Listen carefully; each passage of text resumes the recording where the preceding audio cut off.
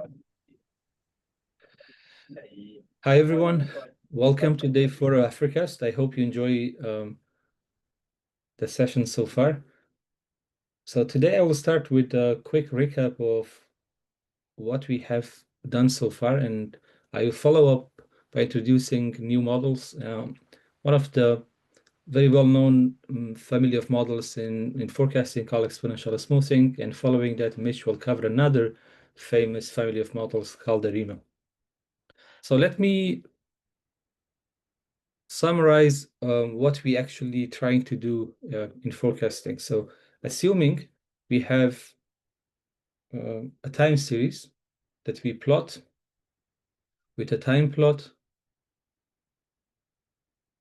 This is our historical data, and this is now, and this is our real future. So whatever comes after this.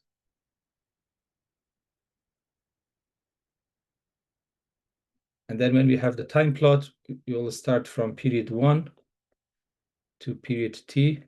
And sometimes these notations could be different in different books, but sometimes people go to period t minus 1 as the last period, and then the future would be t plus 1, etc. So here we assume our last period is t, and then we start with t plus 1, t plus 2, sorry, and then this goes up to any number of periods that we want to forecast into the future.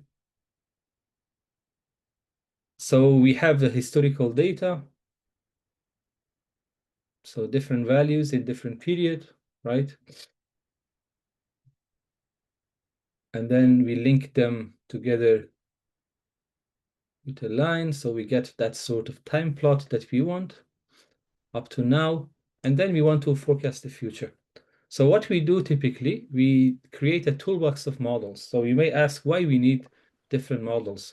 Well, the simple answer is because there is no single model that works for every type of data that you may have.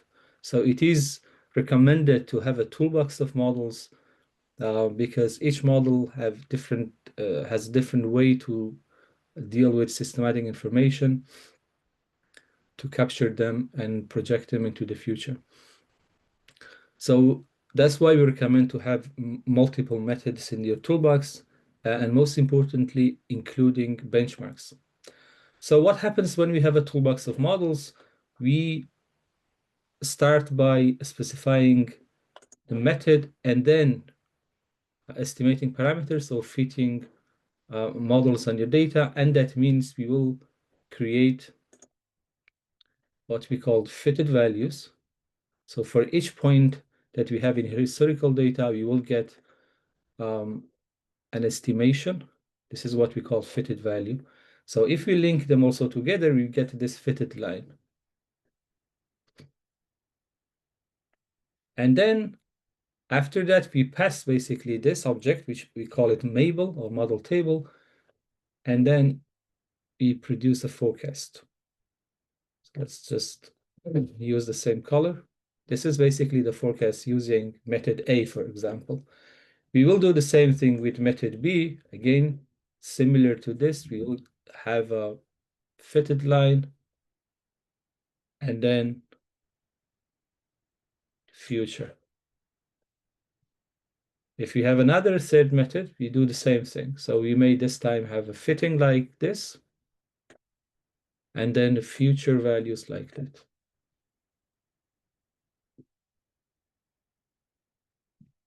So that's what we have done so far. So we learned how to do it. We haven't discussed anything about how do we know if these models are good, which one is the best model. This is the topic of tomorrow. So now if I go back to my RStudio, by the way, yesterday, maybe you realized when I was typing code here, so I start by putting FPP3. So I have an auto-completion. So you see when I type things, automatically it suggests some code. If you don't see that, it's fine, but I recommend you maybe actually to use these capabilities, but for doing this, you need to have a GitHub account. So maybe we can provide you with some information if you want to do it. Create a GitHub account and then use GitHub Copilot. And if you are from academia, you can actually sign up for a educational account and you can get access for all capabilities for free. If not, you may have a limit. You still can use it, but then at some point it tells you that you reached the limit and you cannot probably use it. But I recommend you to try this. So here I start with loading the library. So the first library I need here is FPP3. And then the other one is ggdist, just to show you a bit of visualization. So I loaded these packages.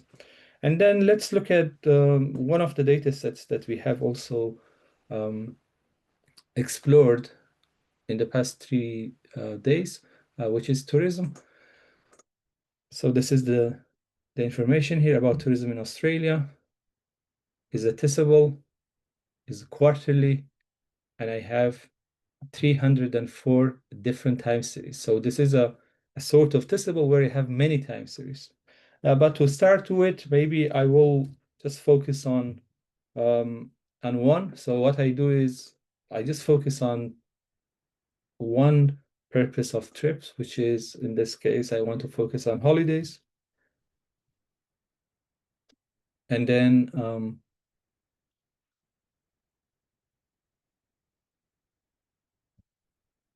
so if I just run that, it will give me the purpose is holidays, and I have now 76 time series because I still have state and region.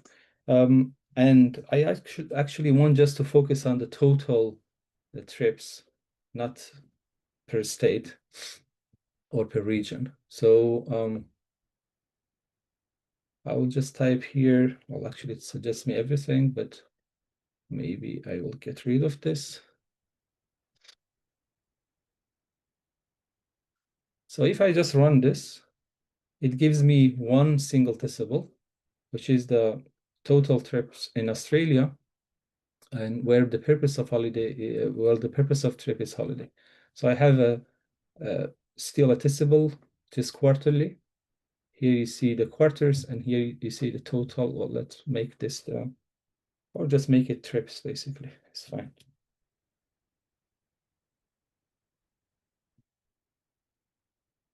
Okay, so the first thing I do after this, well, I take maybe all this, I put it or save it in a new name. I just call it tourism holiday.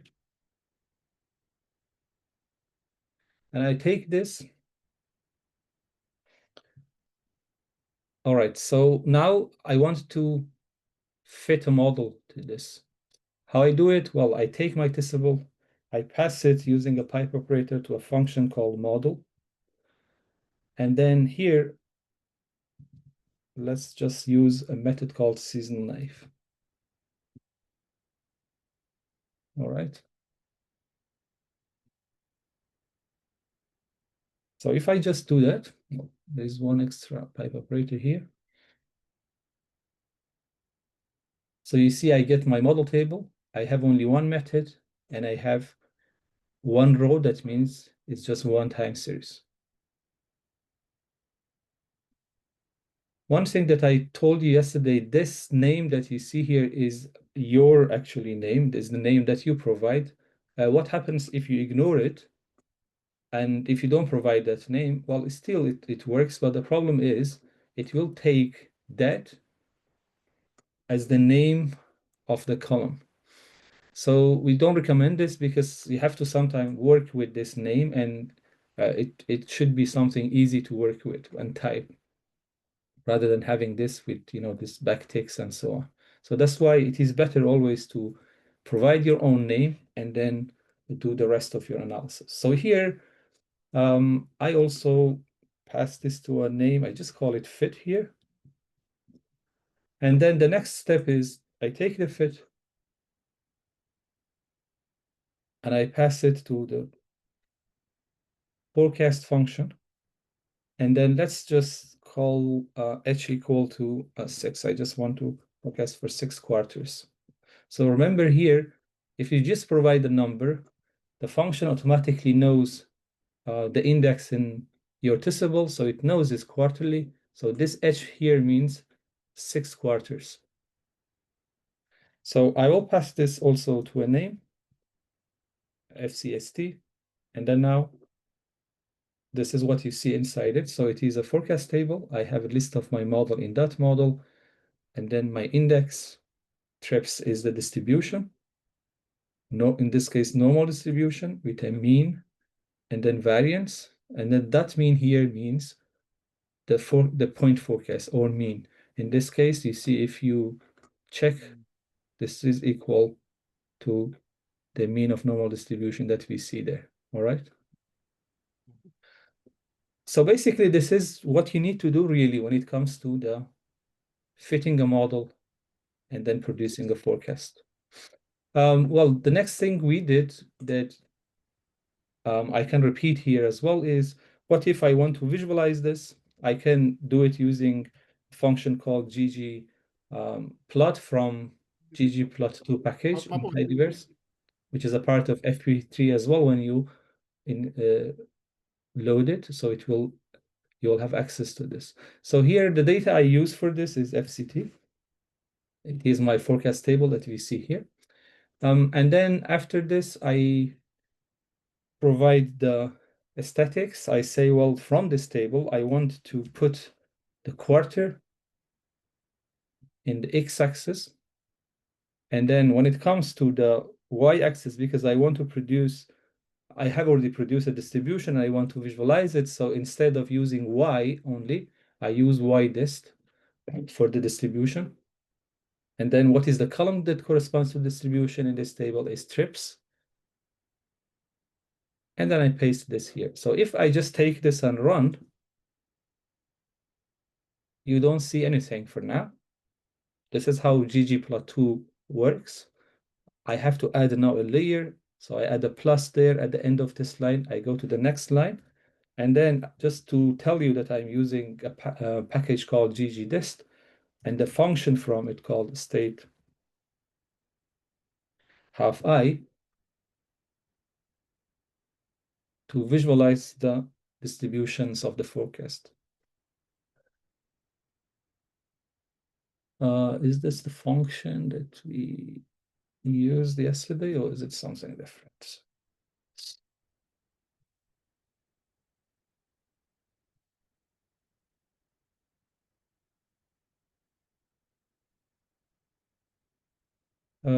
Right, I'm not sure actually what is this error. Let me see if I was using the same function or is it a different function? Yes. I realized one of you got this error as well.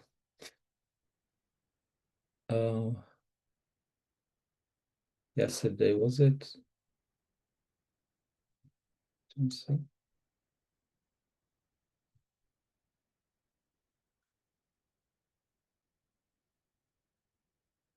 Okay, not sure actually whether it is the same. Maybe there was a typo or whatever, but anyway, this is how it works. So you will get the distribution for the 6th period of forecast.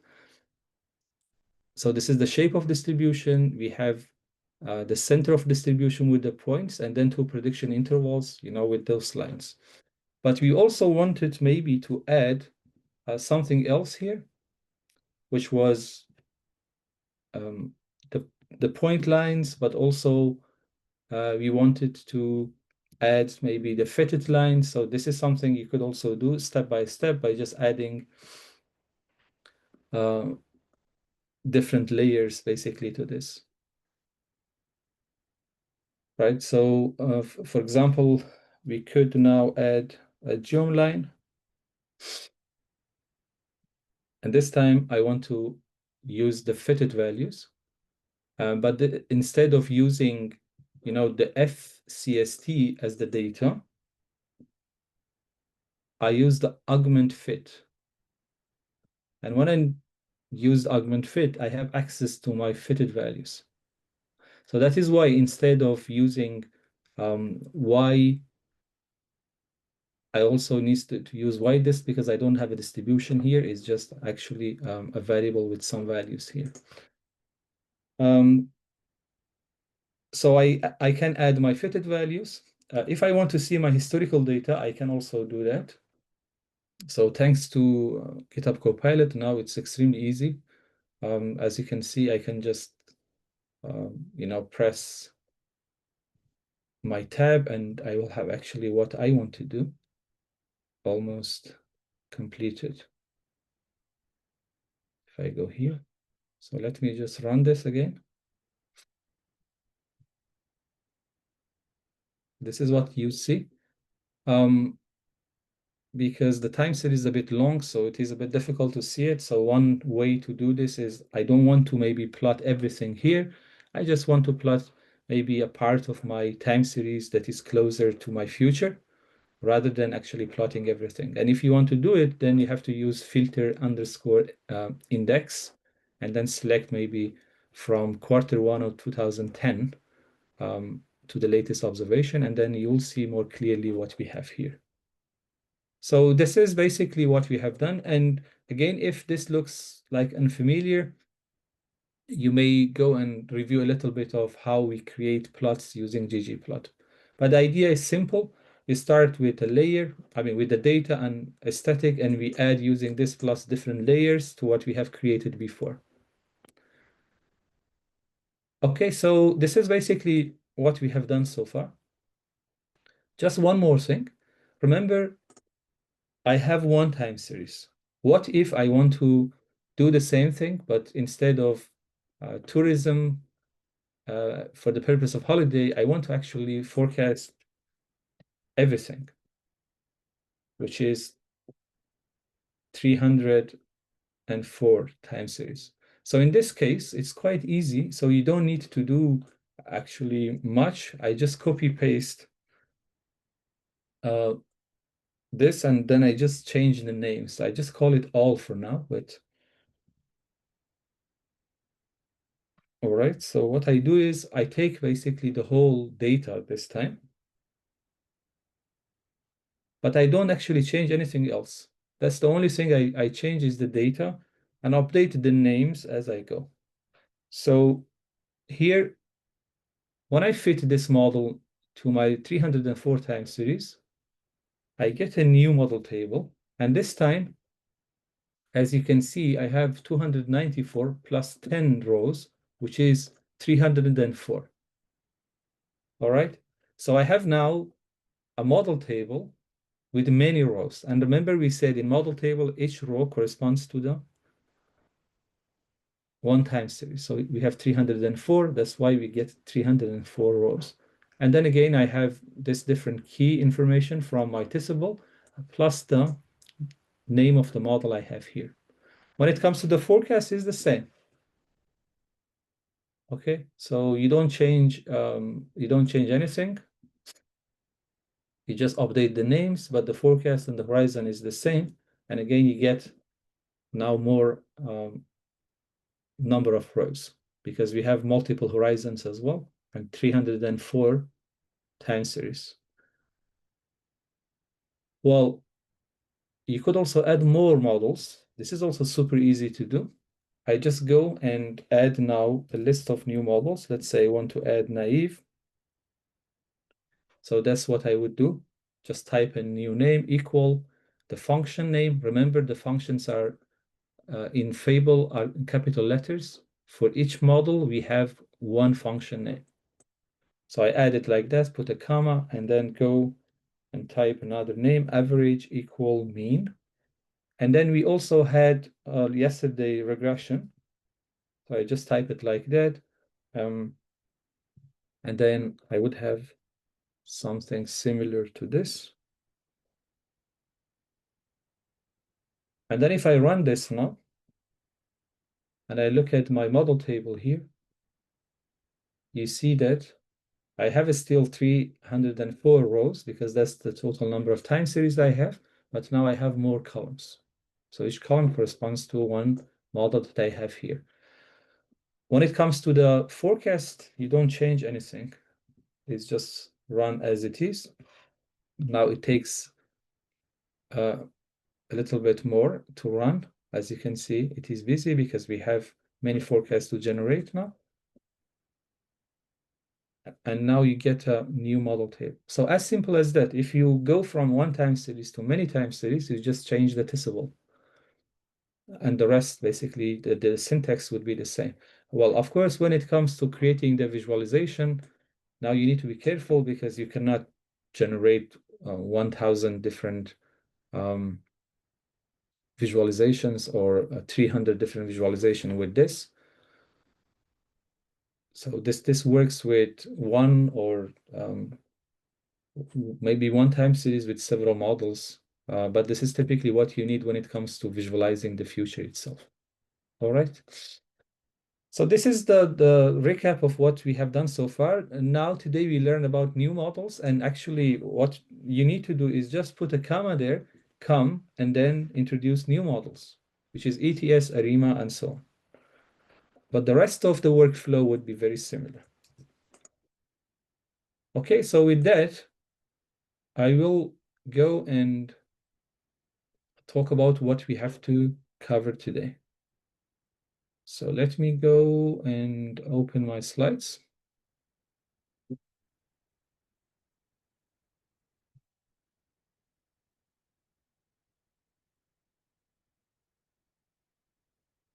Okay, so today we are going to talk about exponential smoothing. Exponential smoothing is one of the most well-known family of forecasting models.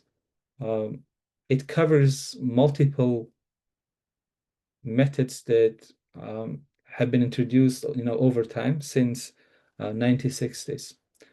So we talk about exponential smoothing, what it is, and then from there we go and talk about how exponential smoothing models can capture different components of a time series that we covered so far.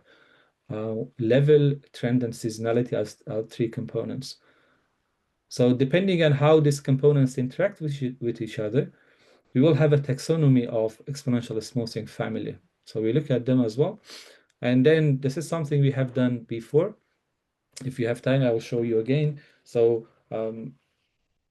when it comes to producing probabilistic forecast, we use a normal distribution, but if you don't want to use normal distribution, we use bootstrap. That's what we call non-Gaussian forecast distribution. So you can also use this with ETS models.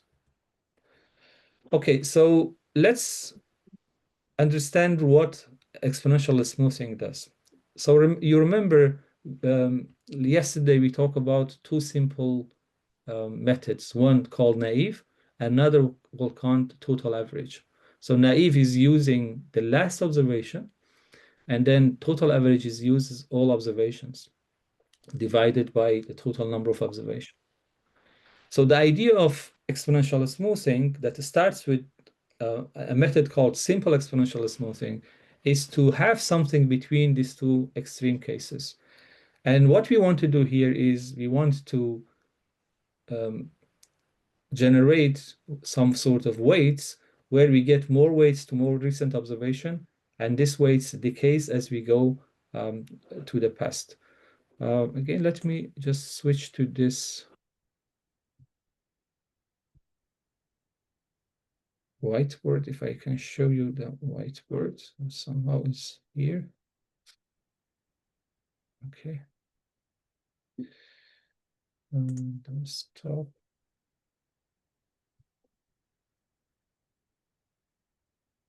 So basically, again, if I show you the time series itself,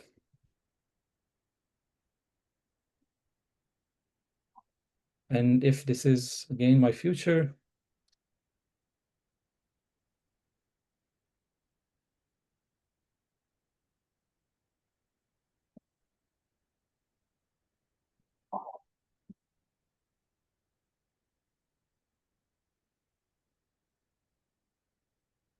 okay, so we have the data, we plot them, and then this would be my, let's say, last observation.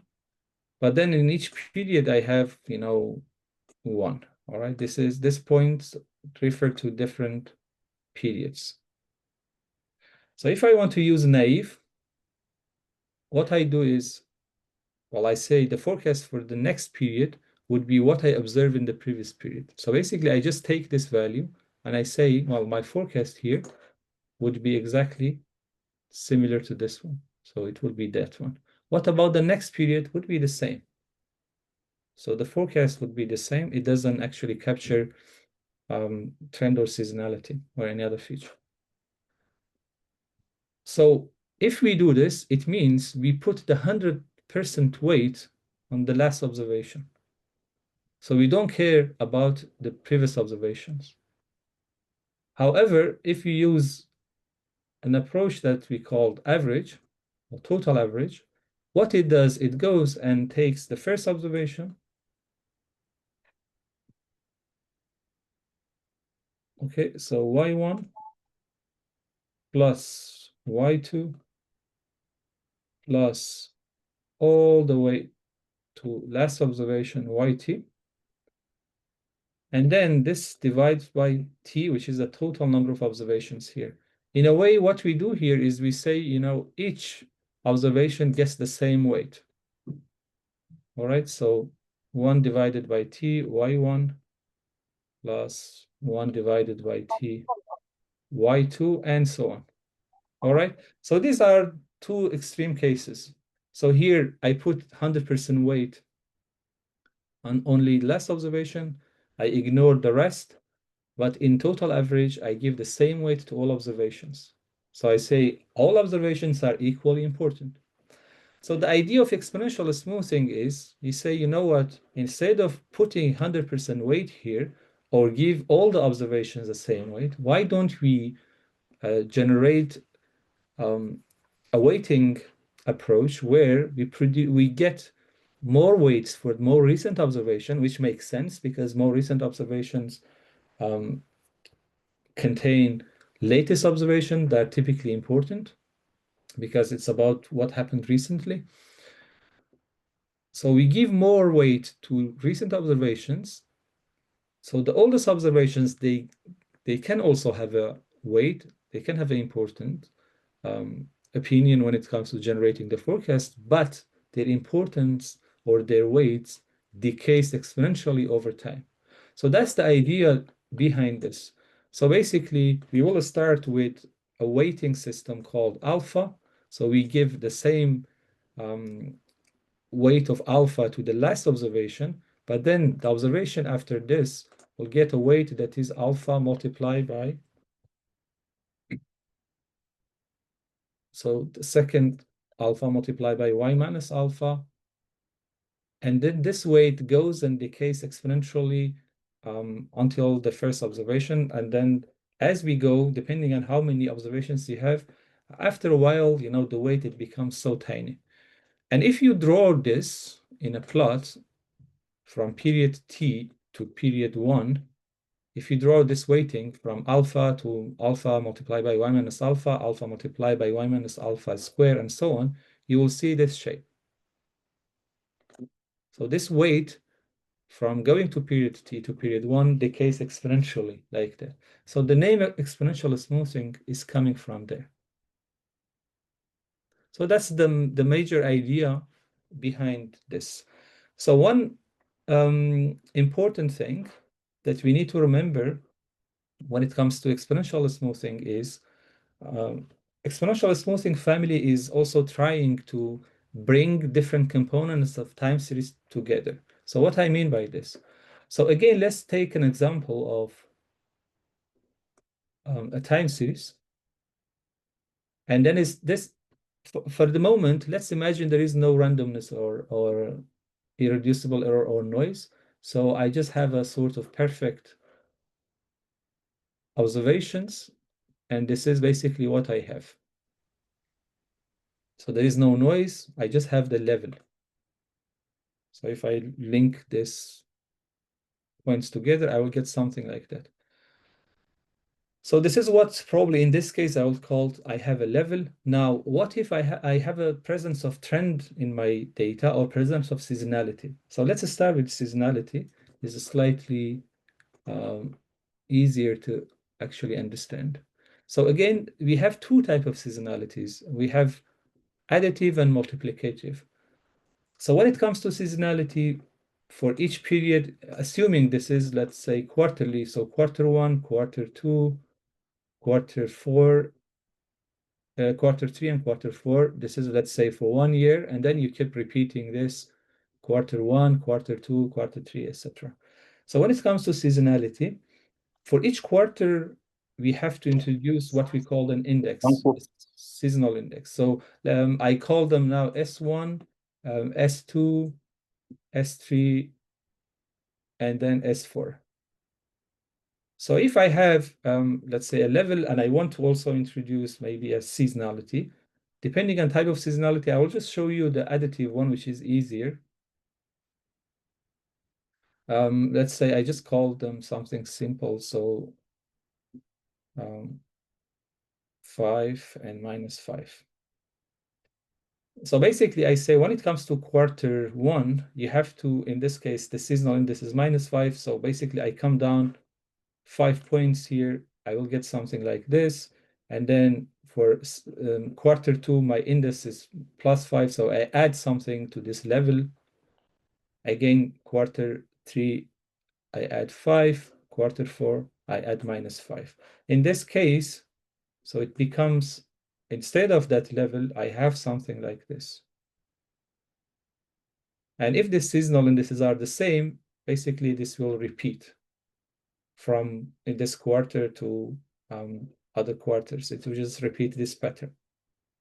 Okay, so you will get something like that, let's say, for the seasonality. What if you have trend?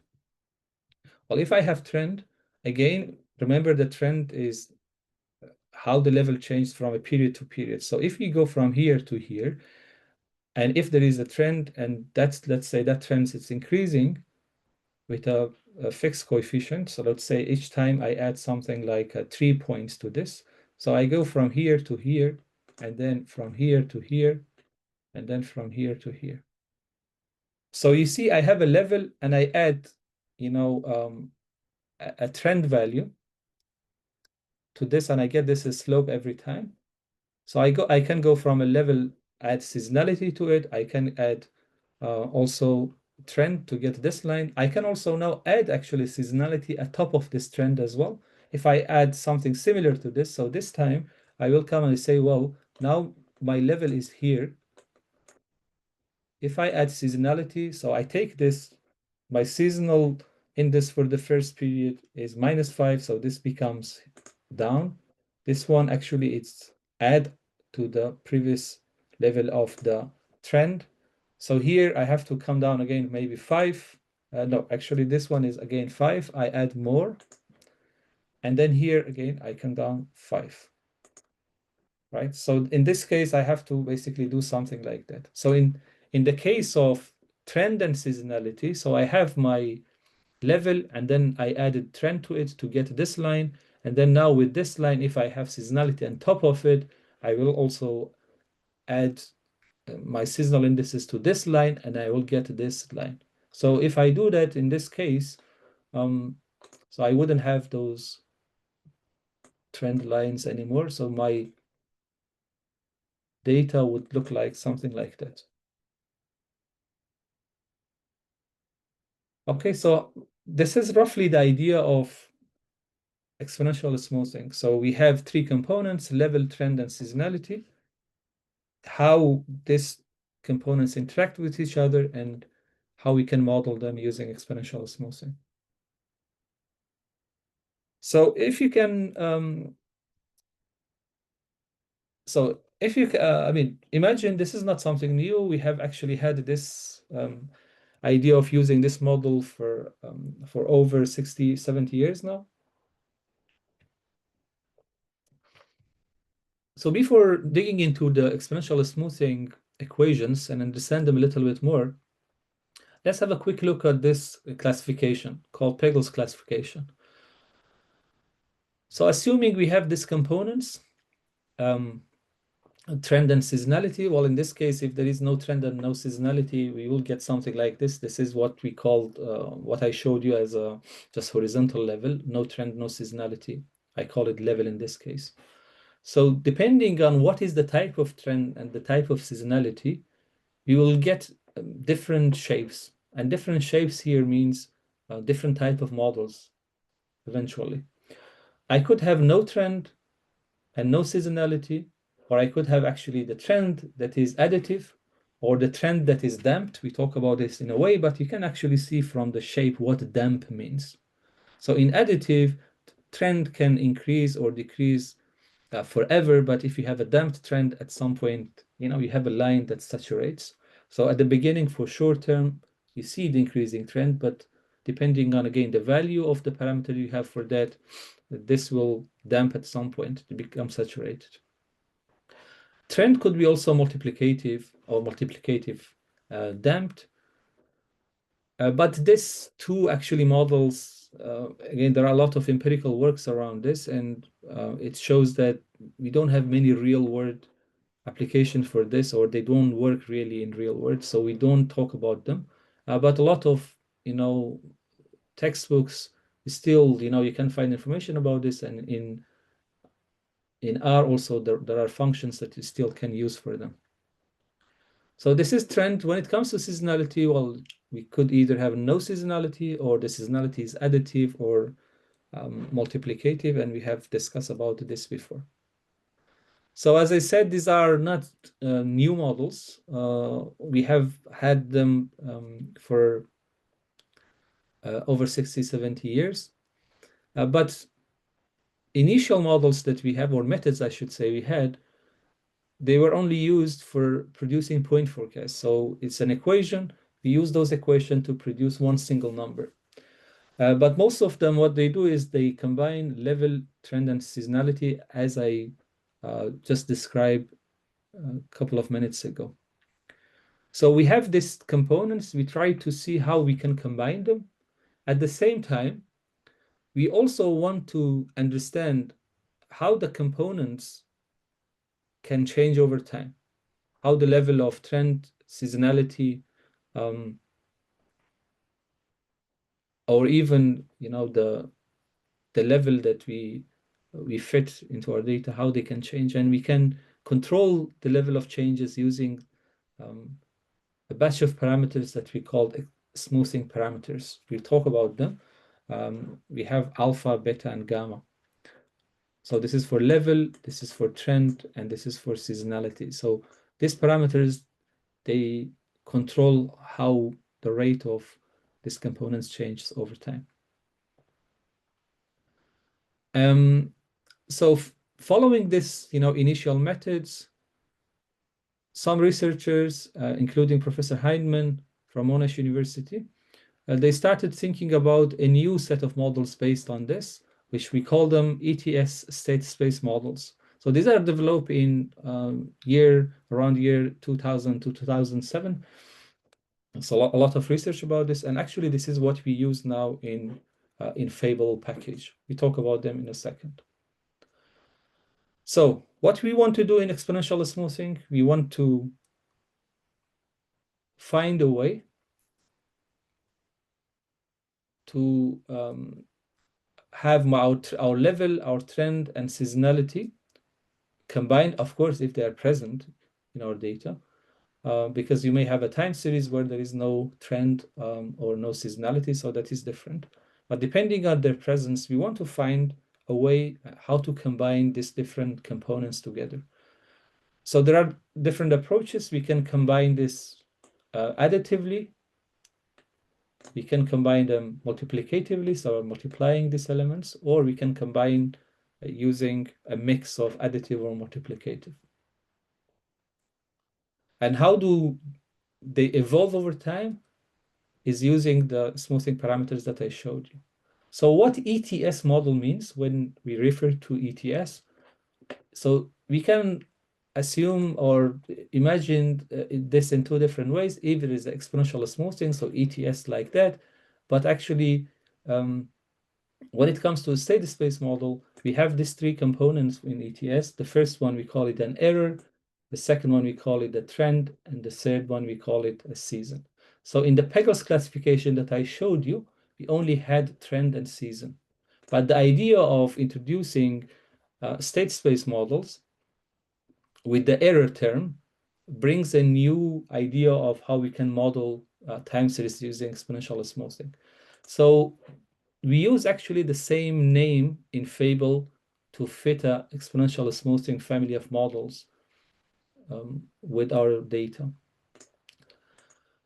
So now one thing that you need to remember is what values each component from ETS model can have.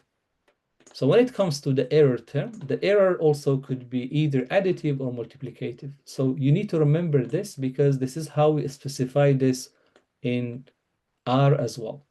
So the error can be A or M. Similar to this, the trend could be also N, it means no trend, or it could be an additive trend, or it could be a multiplicative trend, or could be damped. So if it's additive damp, you use AD, and if you use multiplicative damp, would be MD as well. When it comes to seasonality, if it's there is no seasonality, it will be N. If it is additive seasonality, it is A, and if it's multiplicative, it is M. So it's quite easy to remember. So we have three components, and they can have different values, either AM for additive multiplicative, or is AD, that's probably what you need mostly for the damped trend additive. So now let's look at some of these models in a bit more detail to see how actually we produce the forecast using these models. But maybe before that, I just want to see if there is any question, anyone?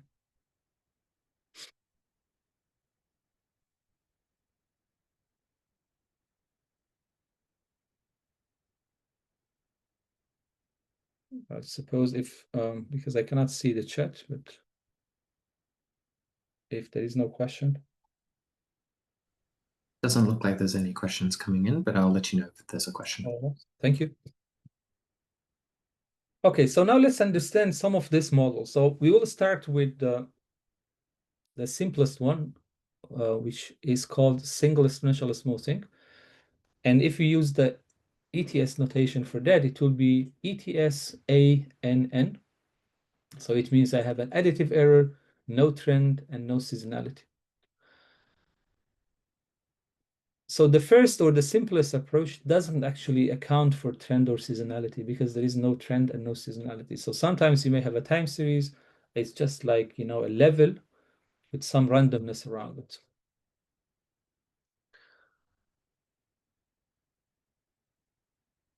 So, it's just something like that. So it is a level with some randomness and there is no trend and no seasonality. If that is the case, then this kind of model could be used there. So when it comes to the formulation, there are different ways we can formulate the exponential smoothing. At least I can remember three different ways. One is we call it the weighting way, weighting average way. So we can show these equations using a weighting system, or we can actually have the error correction way to represent the equations. Or I think that the third one is called component way. So some of these you can find them in FPP3 book to distinguish, the formulation from each other, but we can always start with one and actually get another one. This is just a matter of doing some calculations and simplifying things. But here we look at the error correction form. So basically, when it comes to exponential smoothing family, we have an equation that we call the state equation. So this state equation refers to the component itself. If I have one component, which is the level here, so I need one equation that describes how that state changes over time. So here L refers to the level in period T, which is equal to the level in previous period plus alpha, which is a smoothing constant, multiplied by an error term. And this error term follows also a normal distribution with a mean 0 and variance of sigma square. Now we have a measurement equation that describes the observation itself, so how observation changes. So the observation in period t equals to the estimation of the level plus some variation or randomness here. We also have a forecast equation because we want to forecast for the future, which is t plus h. H can be 1, 2, 3, and more. Condition of we have data from period 1 to period t. This is equal basically to the level that I'm estimating for that period. So the idea is if I have only level, I will get one equation for the state. If I have more, I will get more equations like trend and seasonality and so on. That is what I'm going to show you as we go. So these error terms that we see here, or this equation in general, we call them innovation state space or single source of error, because the error terms that you see here for different equations, we assume that they're coming from the same source of errors following a normal distribution with 0 and sigma square. So that's what the name single source of error means. These different equations that we will see later, they're having the same source of error. They're not coming from different different source of errors. And we have the measurement equation that describes the relationship between the observations and states. Remember here when I say state, I'm referring to the components of the time series, trend, level, and seasonality. And then we have the transition or state equation that describes how that state evolves over time. So basically here, the idea is to say, whenever I get a new observation, I will update my level, and then I get also an update for the measurement equation, and I can also get the forecast for it. So when it comes to the time series, one exercise that I find it quite helpful is basically go and replace this t with 1 and then with 2 and with 3 and so on to understand actually how we do it. So if we, let's say, start with this state equation and go back to the first period, because remember, when we fit a model, we always go to the beginning of the time series, start from period 1, and we'll try to get estimations for them as we can. So for the first period, we get an estimation, which is a fitted value. For the second period, estimation for which is the fitted value corresponding to that, and so on. So if we do that, we replace, let's say, t with 1. In this case, I will have a L1, which equals to, if it's the best thing that I can use to write, but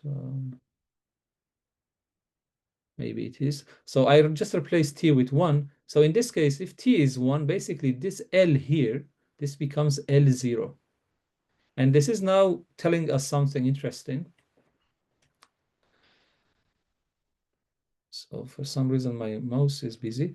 So basically, this becomes L1 equal L0, right? Okay. Plus that alpha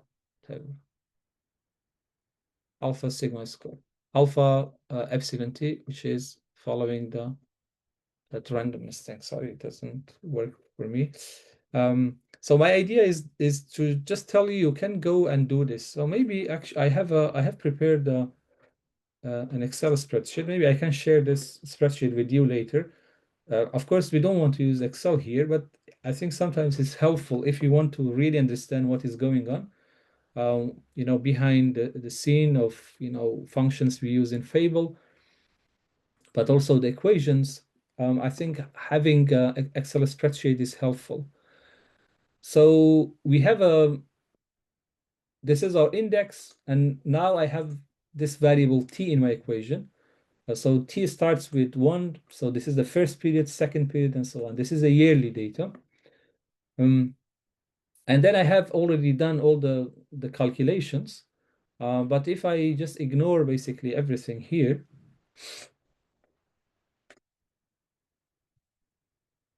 if for a second I just get rid of everything here. So basically, I can follow the equations that I just showed you to fill in this form. So I have my actual observations, the period t, and now I have a level for my state equation, and then I get a forecast for that as well. So if you think about that equation and you replace t with 1, at some point you get actually an L0, but a period 0 doesn't exist. What does it mean? It means when it comes to the exponential smoothing formulas or the equations that we see, these are recursive formulas.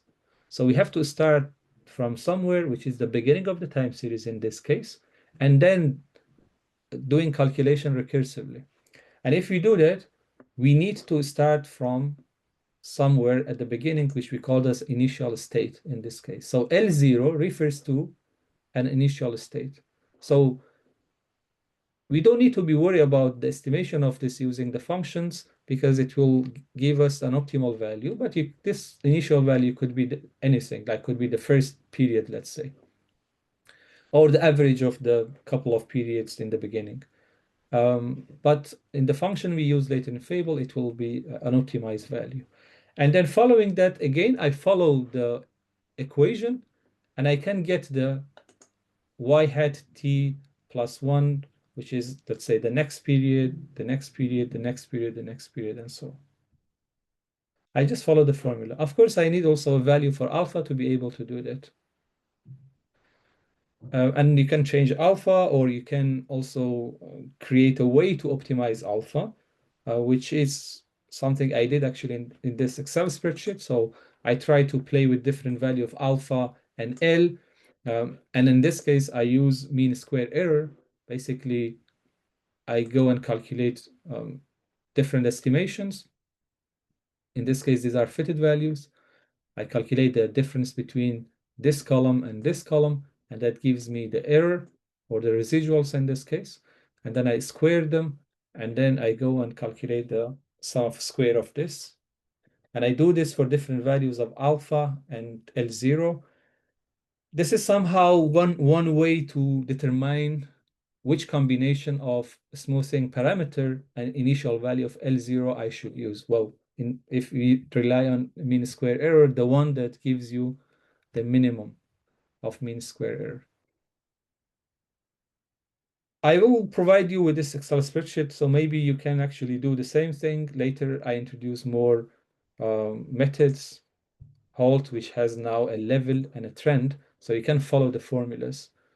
And if even you have a damped, you can follow that, the Halt winter, where you have trend and seasonality and so on. So we could include this. This is just for you to maybe to practice a little bit more. So another thing maybe I would say is actually, if you go also to FPP3 book, so the equations should be, so it's here. So these are, the equations that I just showed you. So no trend, no seasonality. This is the one I'm looking at. But you can do the same with everything that we have here. So the idea is, let's say, to go to the Excel spreadsheet, replace T with 1, which is the first estimation I want to have, and then see what you can actually get from there. So you will need an L0 in that case. And then if, let's say, I go with the second equation, which is trend, in this case, I need also a B0. And later, if I go with the seasonal, not only I need, so if I have, let's say, additive trend and additive seasonality, not only I need an estimation of L0, B0, but also an initial estimation of seasonal indices as well. So just follow this equation, replace T with 1, with 2, with 3, and then see how you can end up with doing the same calculation there.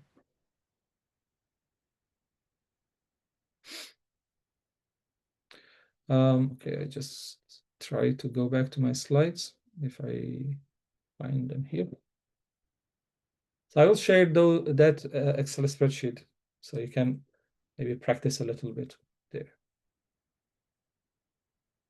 Okay, so far we discussed about the ETSA and N, which is the additive, but no trend, no seasonality. We could have the multiplicative version of it as well. So again, I have the same, a similar state equation, but of course, the way I introduce the error is different because in the additive form, we just add epsilon t, but here,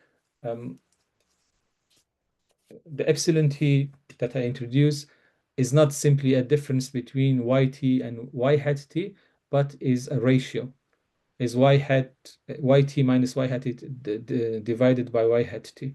So that would follow basically an epsilon t. And that's why I get a multiplicative version of it. Again, this is a sort of, I could do the simplification for this. And if we have models with, in general, for all exponential smoothing models that we see, if we have models with additive and multiplicative error with the same parameters, they generate the same point forecast, but the prediction intervals or the variance of the distribution that we have in general would be different. So that is the difference that we get from going to additive error to multiplicative error. Okay, so that was the idea of exponential smoothing and starting with the simplest form, which is simple exponential smoothing.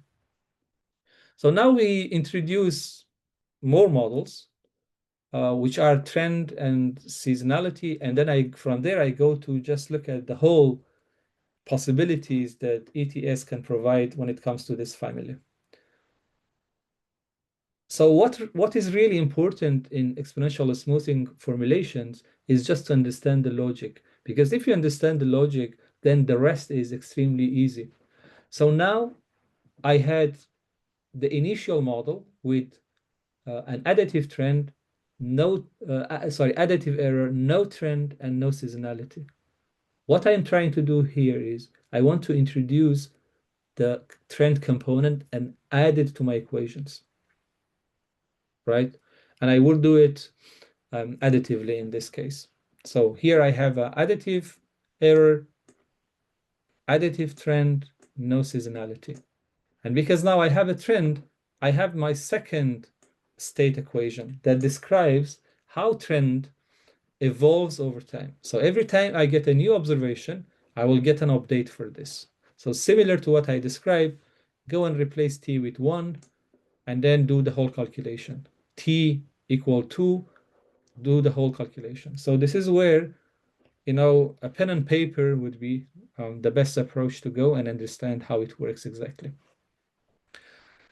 So can I ask you now, how many parameters I have to estimate when it comes to this model? Because I have my forecast equation. So to be able to produce that, I need to fit a model. And that means I need to estimate certain parameters. So can you put the answer in the chat? So how many parameters do I need to estimate here? And if you can also tell me exactly which parameters I need to estimate.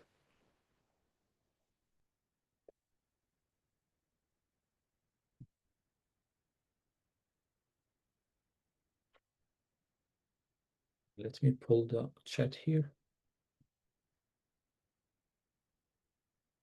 Okay, so I have one answer, beta, alpha, H. Okay, so but H, remember, is forecast horizon, so we don't need to estimate it. But you are correct absolutely when it comes to beta and alpha.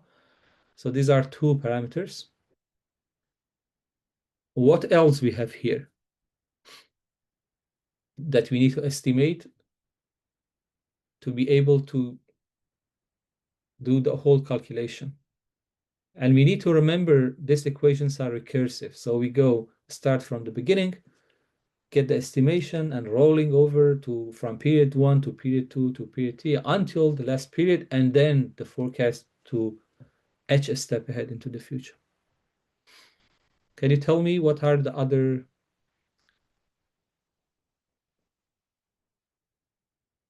parameters that we need to estimate? Yeah, very good. Very good. Error. So the error term, remember we said the error term follows a normal distribution with a mean 0 and a standard deviation of sigma. right? So we don't know that sigma as well. So we have to get an estimation for that as well. So there are two more things. So far we have beta, we have alpha, and we have the estimation for the variance or standard deviation of epsilon t. But we have two more. Can you guess what are those two more that we need to estimate? I just describe them when I show you the Excel file. As we go through this, we start from period 1.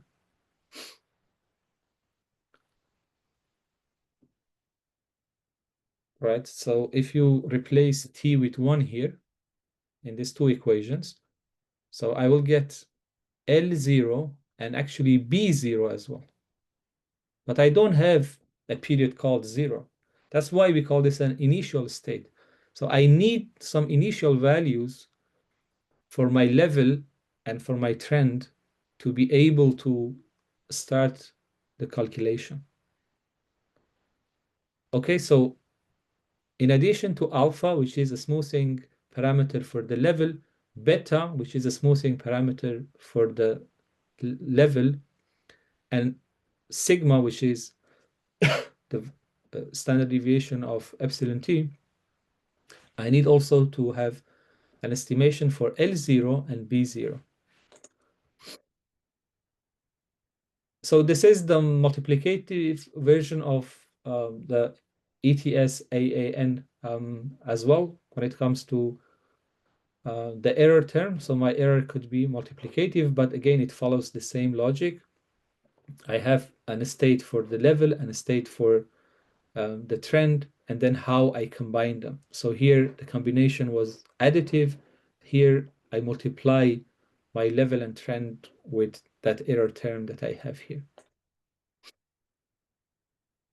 So how we do it when it comes to Fable. So this is an example of a variable that we have in FPP3 called global economy for different indicators for different countries. So I take that testable and then I filter the country to be Australia. And then I mutate the population. So I create a new variable called pop to show the population in million. And I save that into a new name. Now I take that new name, I pass it to the model function. And then here, this is the name I provided. And as I said, the function that we use for exponential smoothing is called ETS in capital letters. And inside, I provide my response variable. The response variable is the variable from my testable that I want to forecast. So if you do that, we get the fit, which is my model table. And if I use the function report to see what is inside this, it tells me, first of all, which model has been selected. And I talk about this automation a little bit as well, because ETS, if you provide it like that, no argument, just the response variable, we call it an automatic exponential smoothing model. It goes through all the possible models that they are there, and then it returns the best model using information criteria or corrected information criteria that Mitch also discussed yesterday with regression, time series regression. The idea is the same here. But if you use report, and again, this is a function that you need to remember because it helps you to unpack what is inside the model table for exponential smoothing. So it tells me what is the model. So in this case, is additive error, additive trend, and no seasonality. And because there is no seasonality, there is no parameter for seasonality. However, I have an alpha that is equal to 1. So it means, the fitting is changing a lot and is adapted to the observation quickly. So the beta shows the rate of how trend changes from something close to 0 to something close to 1. So if it's close to 0, it means the trend hardly changes. But if it's close to 1, it means it changes a lot. So closing to 0 means doesn't change. Close to 1, it means change a lot. And see here, now I have also the initial states that I discussed, L0 and B0. And also I have estimation for the variance of the sigma for the error term. And then here, well, you don't see this here in the slide, but I have the information criteria values as well. So if you use report, it will return that. And another important function that we need when it comes to exponential smoothing or later with ARIMA as well is components. I'm not sure actually components we'll use with ARIMA, but anyway, it's with exponential smoothing that is super helpful. So you have your model table and you use the components, or you can pass this using a pipe operator to components. And now you get those equations that I showed you. So in addition to the information that you get from the tissable, now you have the observation. And depending on which kind of model it is, you may see a column that corresponds to each equation. So this column corresponds to the LT equation. This column corresponds to the BT equation. All right, so this is my level, this is my trend, and this is basically a remainder. The difference between what has been captured and the observation. We could also plot this if you like. So just use the components with the Mabel and then pass it to autoplot. So you can also plot the actual time series with the level, slope, and remainder. And if you have seasonality, you will also see actually seasonality plotted there. So for each equation in the state equations, you will get one time plot here. How we do the forecast, similar to what we have done in the past. You just take the model table, you pass it to the forecast and provide the horizon that you want. So nothing new here. Okay, what if instead of saying my trend changes, my trend is linear and it is like that forever, right? So it is just a line that goes forever increasing, which is not really realistic in many cases. What if we introduce a new parameter? So here is not a new state, it's just a new parameter that we introduce with the trend, and we say the trend can actually saturate at some point. So it is not increasing forever, or it could be decreasing as well. It's not increasing in this case forever, but at some point it saturates and becomes sort of constant. So this idea is introduced and called the damped trend. So the damping trend, in terms of the values it could take, similar to what we had for alpha and beta, it can change between 0 and 1. And in this case, if you replace phi here with 1, you'll exactly get the same equations as before. If there is no damp, so you'll get the equations that I showed you in the previous slide, which is ETS with A, and N. So another important thing is if we have a very long horizon, the forecast equations tend to be something like that. So at the beginning, you may see like a linear trend, but as the horizon increases and you go further into the future, you will see that damp basically in the estimation. So short-term forecasts are trended, but long terms they become kind of constant if you use the damp trend. So how we introduce this, now this is a new function in the ETS. So this is a specific function that called trend. So if you want to tell your function that I'm having an additive damp trend, you just type this function trend, and inside it in quotation mark, you say AD and specify I want my model to be damped, all right, the trend the damped trend. So there are three actually specific functions that you may use. I'll show you a bit later in the live demo. So one of them is called error. So that is for the error term. Trend is for the component that is about level and trend, and then season component, which is related to seasonality. So these are three specific functions that we could use after the tilde with exponential smoothing. So now we take the same global economy variable, but we don't actually filter any country. We just fit, we have 263 observations or countries in this case.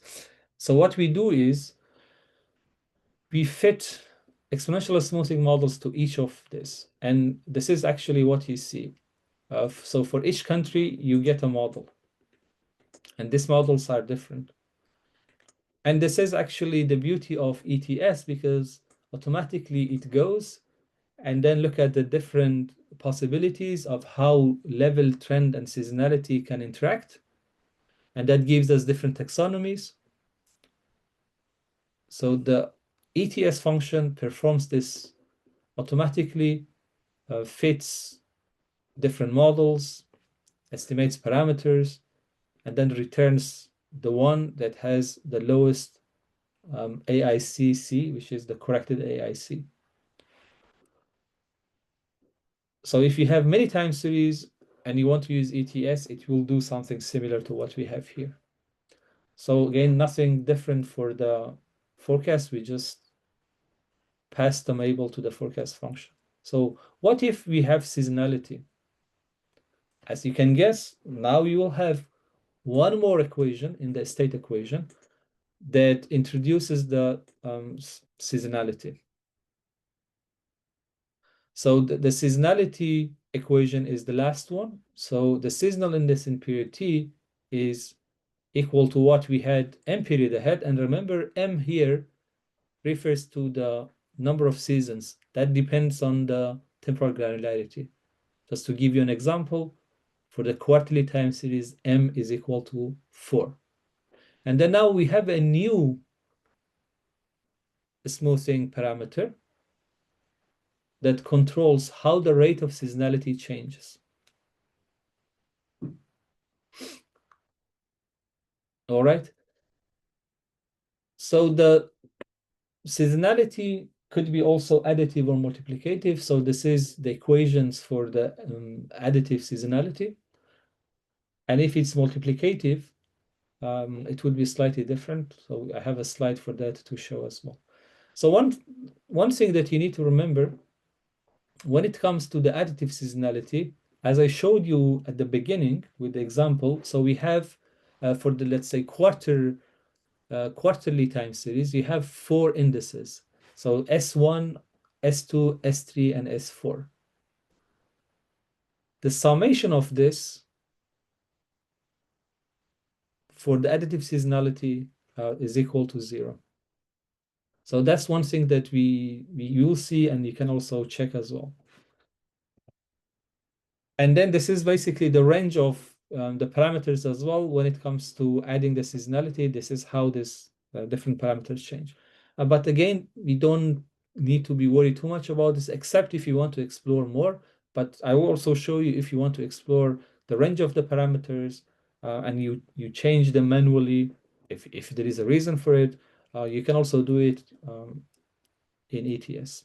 So here we introduce a new state equation, and based on that, we will update also the other equations, which is, in this case, my observation equation, and also the forecast equation.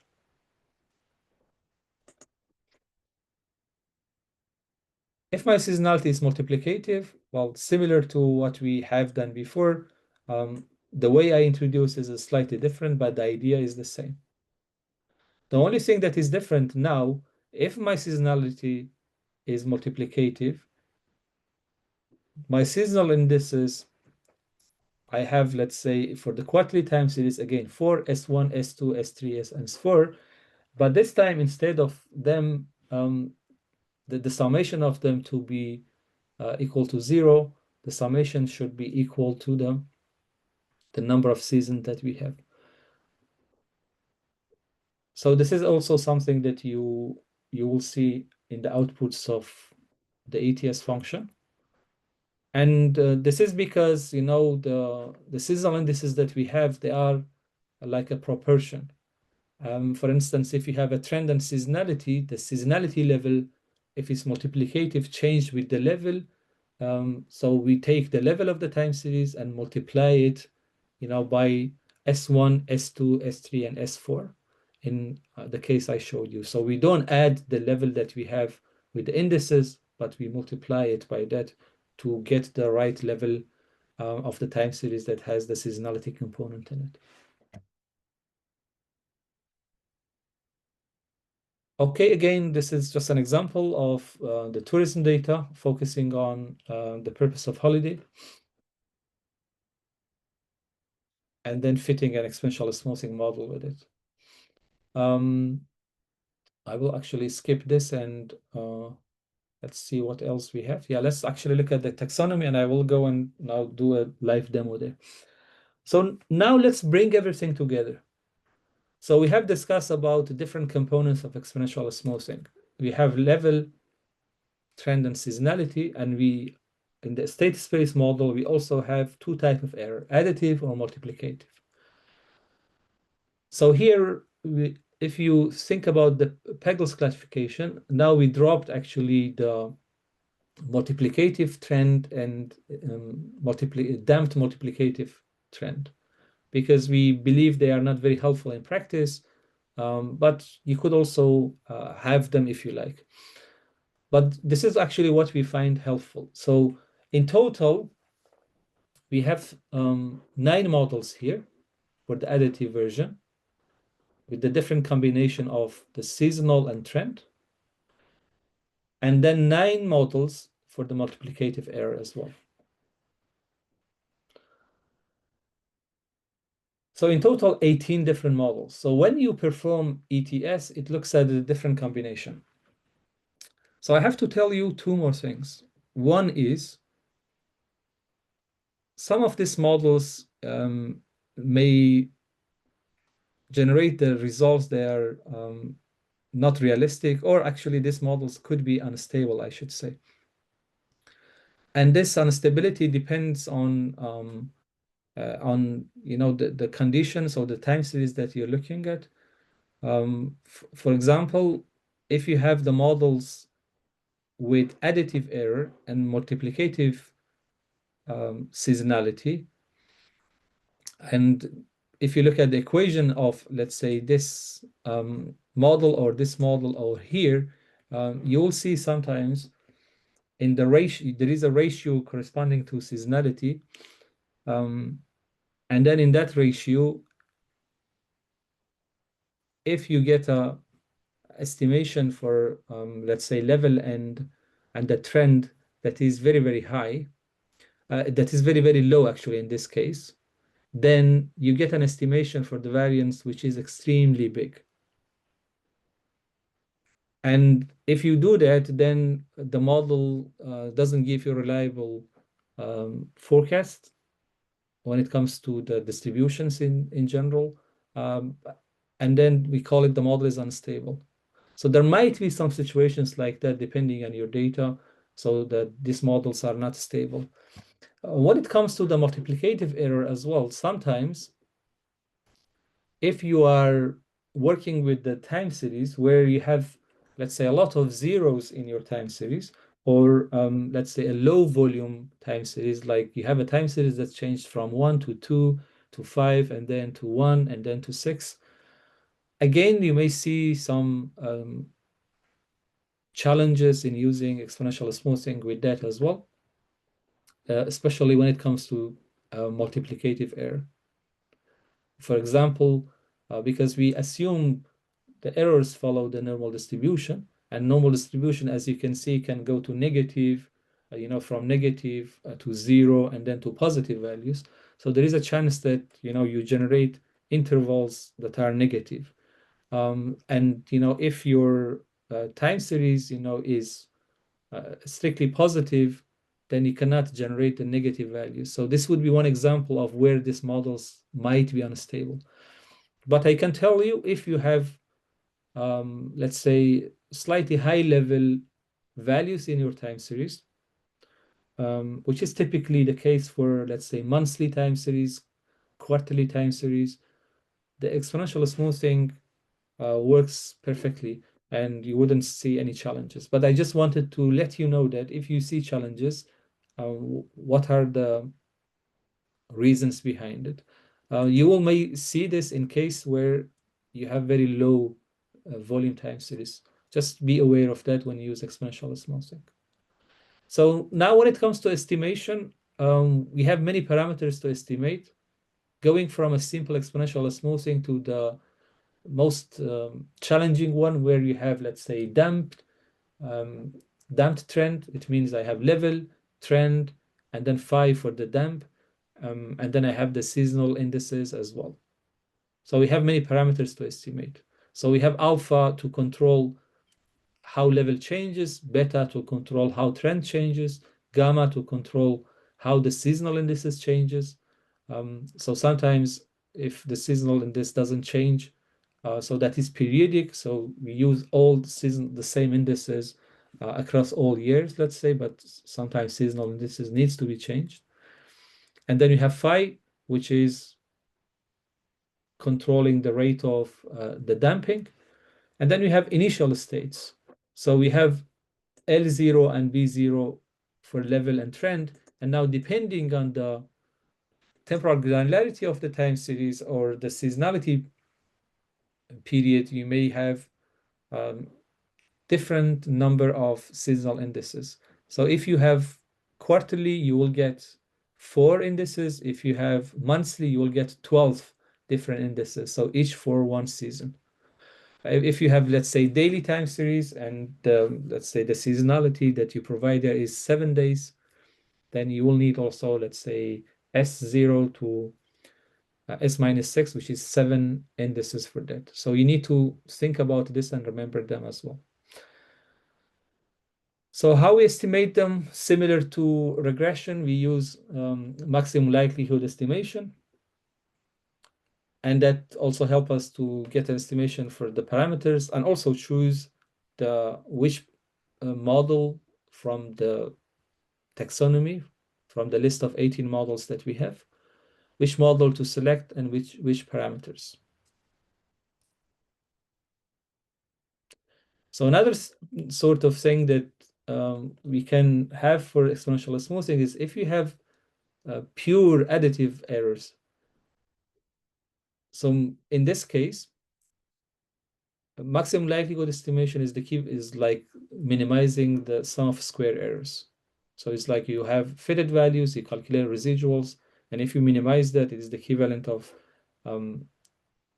maximum likelihood. But this is not the case for multiplicative errors. So how we decide which model is the best? We use Akayaki's information criteria. So remember, in Akayaki information criteria, in general, I have 2 components. One component is about the likelihood, and another component is about the number of parameters that I have. So information criteria, in a way, help us to balance getting a good fit and not overfitting the model, because it penalizes the number of parameters that you have in your model. We can have a corrected AIC, which is also good for small sample size if you have a shorter time series. This is actually what is used in exponential smoothing. So exponential smoothing ETS function use this to decide the parameters and the models that you select that presents as output at the end. BIC is also reported, but this is not something that is used in the automatic ETS function. Well, this is also another, finding from Akiyaki. So if you minimize the AIC, assuming residuals are normally distributed, this is like minimizing one step ahead time series cross-validation. So if it is just one step, so you don't need to be worried about overfitting or anything at all, because this is like time series cross-validation, but I haven't discussed about time series cross-validation. This is what we discuss tomorrow to assess how good a forecast is. So how the ETS works automatically. So in each step, it applies a model that is appropriate to the data, and then optimize parameters and initial values depending on which model, using maximum likelihood estimation, and then selects the best model using a corrected AIC. And then it produces the forecast, and then a distribution where we can extract any information. So the exponential smoothing model, the automatic model, performs very well in competitions organized by Professor Makradakis, so in particular in M3 and M4 competition. So it's a reliable forecasting model, as I said, especially if you work with monthly and quarterly time series. It is definitely something to have. Okay, so I think we have a couple of minutes to show you maybe a short demo. This non-Gaussian forecast distribution is very similar to what we have done before. So again, nothing new here. The only thing maybe actually here is new is, I don't know whether we covered this with Mitch, but if you want to have a transformation and then doing forecasting, it is extremely easy to do it with Fable. Basically, you have a, let's say a boxcast transformation in this case, and this is your response variable. So you use that function inside ETS, which is becoming your response variable in a way. And Fable will take care of the rest of things. So it will fit a model using this transformation, generating the forecast, and then it transforms back, the value to the original scale, what you see here, but it gives you the forecast distribution as well. And as you can see, the forecast is not normal, but is transformed to normal. So that's the only difference. But when it comes to the bootstrapping, so it is similar to what we have done in the past. So I have my model table, pass it to generate. If you want to see the simulated values and the repetitions, so you provide a horizon, the number of different possible futures you want to get, and you say the bootstrap is equal true. So if you want to use the forecast directly, you do the same as well. You get the Fable, pass it to forecast function, and then bootstrap equal true. So this time the forecast will be generated using bootstrapping. So that's what I have to cover for exponential smoothing. Let's go quickly to see how actually we do that. So let's do this with the tourism holiday, because tourism holiday is just one time series, right? So this is what we have. Okay, one single time series, it's quarterly. So if I want to fit an exponential smoothing model, I just pass it to the model function. I give this a name.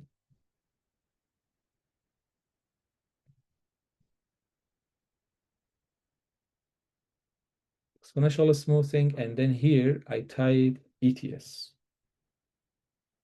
So if I just type ETS in capital letters, it does the automatic forecasting. And I have to provide the response variable, in this case is trips.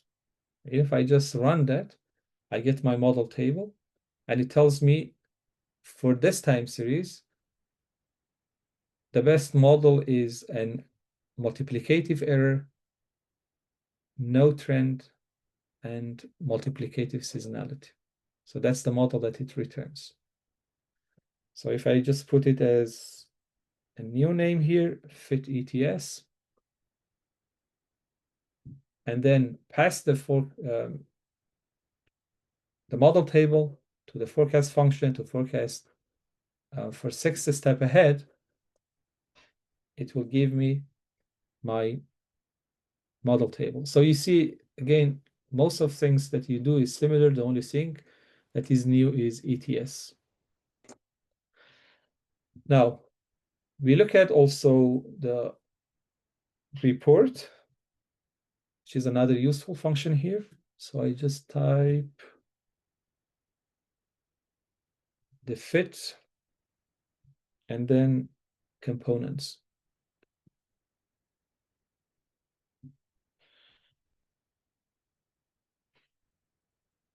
All right, so if you do that, now you see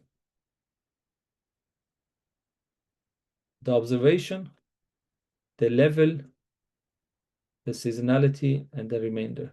So why I don't see any trend? Because, well, it told me that in the model here, there is no trend, right? It's just multiplicative error and then multiplicative seasonality. So this is, again, very helpful if you go and compare this with the equations that we have. Anyone can tell me why we see NAs here?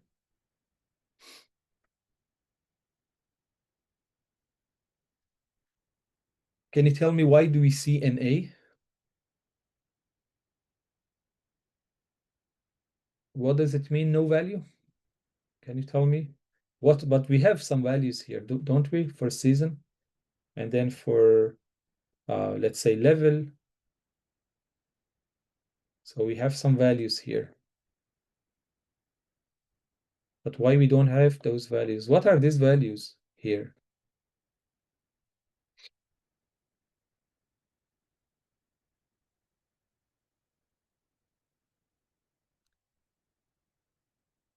Yeah, so basically, because I don't have much time, so I would just, so this is because my actually data starts from here.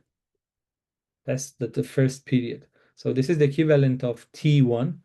Then to start my recursive calculation, I need some initial values. So that becomes L0 here. And then now depending on notation, sometimes I may call this S0, S1, S minus 1, sorry, S minus 2, and S minus 3. Or maybe S1, S2, S3, S4. So, these are the seasonal indices that correspond to each period. In this case, is quarterly. But before that, because this is my first period, so there is nothing before that. It's just the initial states. So this would be, in an imaginary world, T0, T minus 1, T minus 2, and T minus 3. All right? So that's what it means. So once you look at the component, you need just to remember basically this is what we have to do here. So one last thing that I wanted to show is if you want to play with different parameters, okay, so you just provide the response variable, a tilde, and then you have these 3 specific functions. So error for error term, trend for trend, and season for seasonality. Now, if you want to provide also the values of parameters, so let's say if trend is A, so you may have a beta. If the trend is N, so you may have alpha here. You can provide, let's say, different values. So you can provide in trend both alpha and beta, depending on whether this is A or A or N. And if is AD, you can also provide the parameters for alpha after a comma, but also for phi. And for seasonality, you can here provide the values for gamma. So if you want to play with the values, you can do it. In many cases, you don't really need to do it, except if you have a reason. I actually do it typically for educational let's say, purposes. If I want to know a little bit more, how different value of alpha affects, how different value of beta affects, how different value of gamma affects, I may do that. Otherwise, I just leave this to the automatic function. I trust actually this will do a great job. And I do my forecasting using this. So I think with that, I will probably stop here. If there is any question, please let me know. So if not, we can have a 10-15 minutes break, and then we will have Mitch to talk about edema after this.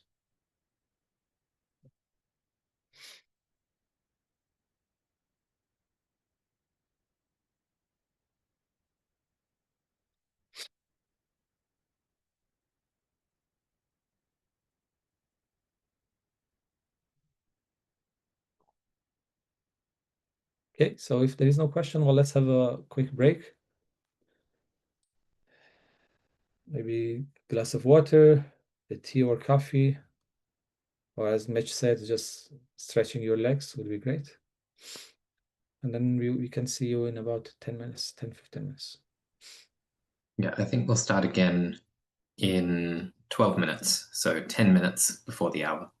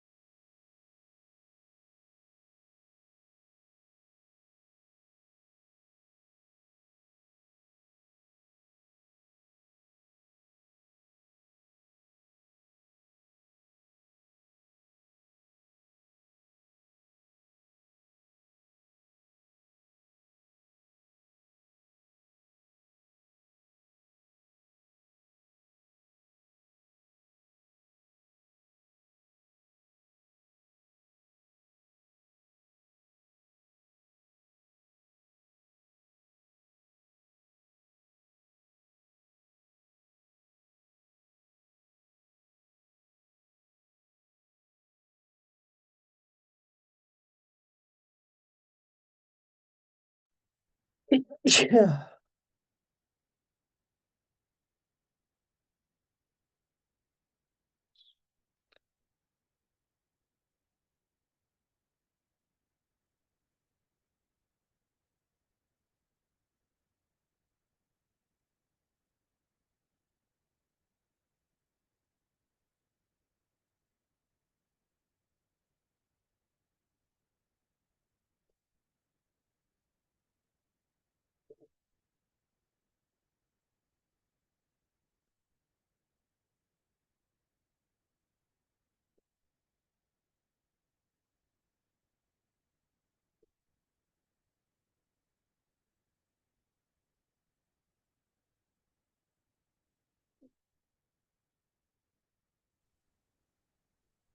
We're going to start shortly, just a couple more minutes.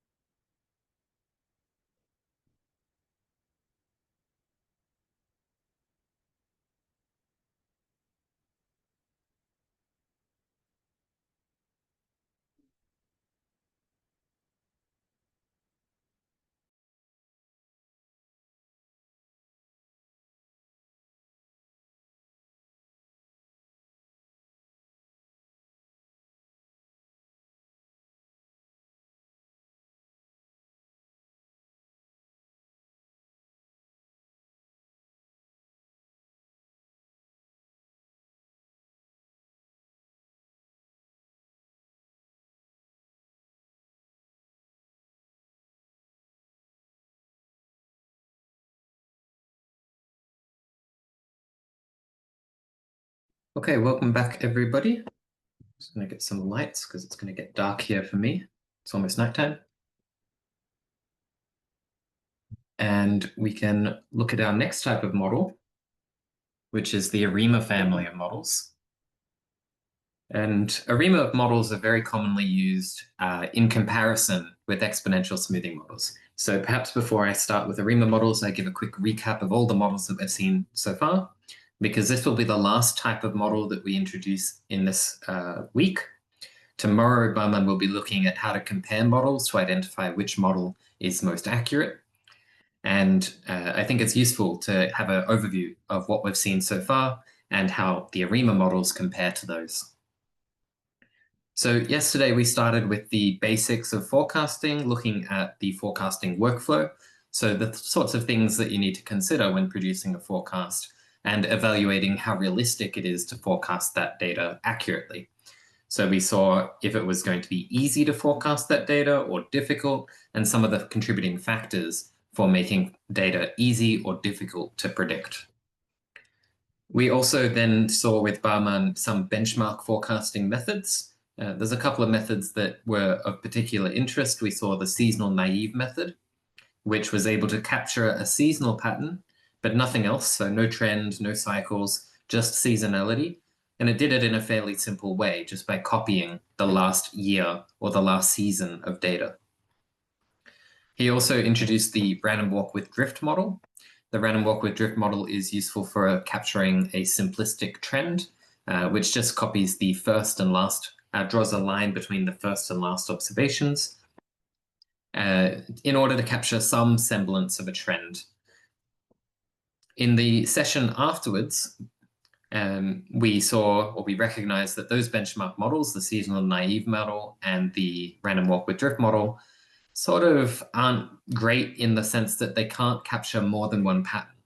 The drift model can only capture a trend, and the seasonal naive model can only capture seasonality. And in the second session of yesterday, I introduced the regression family model that many of you have used before in other contexts.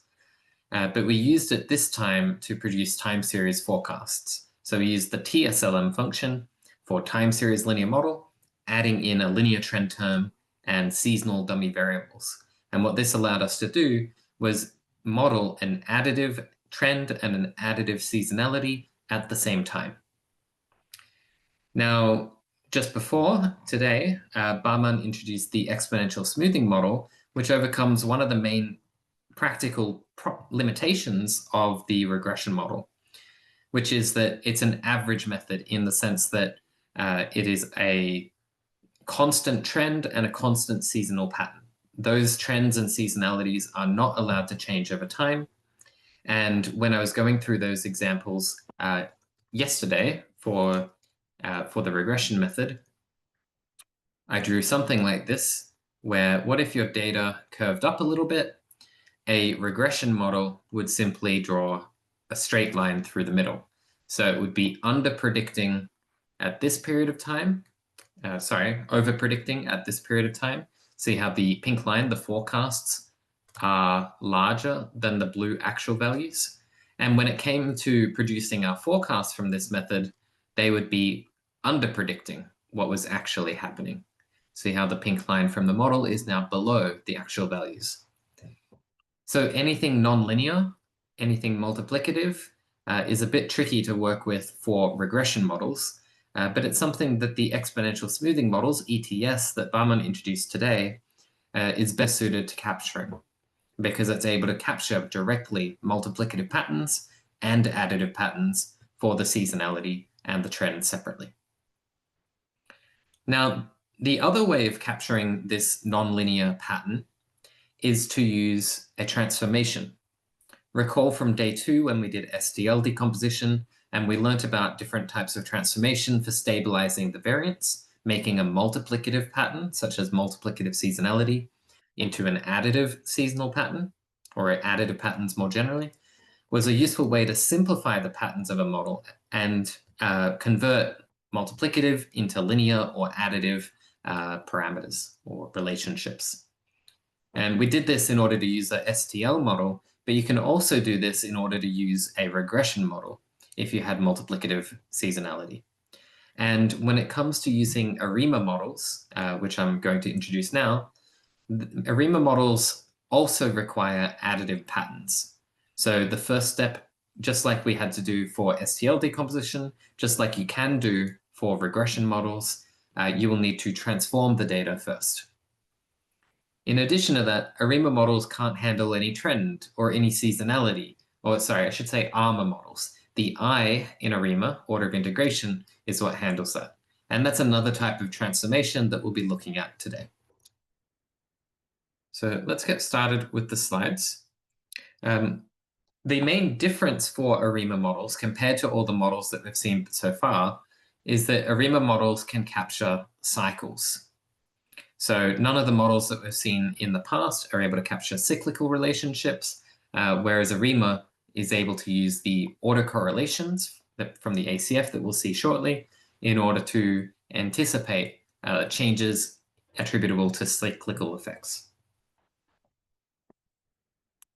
So let's start with the basics of ARIMA models.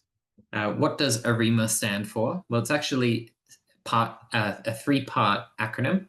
The first part, AR, you might have seen before. An AR model is pretty common in time series, and this is autoregressive. Auto meaning self, Regression, meaning modeling like on itself, is autoregression. So in a sense, we're using lagged inputs of the actual thing we're trying to predict. So mathematically, this is saying yt, the thing that we're interested in forecasting, is going to be equal to, we use the letter phi for this one, phi1, yt minus 1, and you might have other terms in the model as well. And all of our models have epsilon t as some form of errors. And tomorrow we'll see how to check the assumptions that we've talked about in previous sessions. Check the assumptions that epsilon t is IID normal 0 sigma squared. So that's the autoregressive part. The other two parts, you might have seen autoregression before in this form. The other two parts, integration, is perhaps new to you. And this is the process, the transformations that we use in order to make a time series stationary. So to start today, we'll have to learn what a stationary time series is and how we can convert any time series that has a lot of non-stationary patterns like trend and seasonality into a stationary time series. And then lastly, the moving average part of the model is, instead of using lagged observations, we're using now lagged errors. So to expand my model, we've got yt, some lags of yt, so lagged of what we're trying to predict. And then the moving average bit is also going to add on to this model. We use theta as our coefficient. We're going to add previous errors of the model. And this is sort of an error correcting process. So if in the previous day we made an error, our forecasts were inaccurate in some sense, then the model will try to correct for that in the next observation. And with each of these, we can choose however many lags that we choose to include. So far, I've just shown you one lag of the response variable, but you can have several. And I've also shown one moving average lag for epsilon t minus 1, but you can also add several of these as well. So theta 2, and then the second lag of the errors, and so on.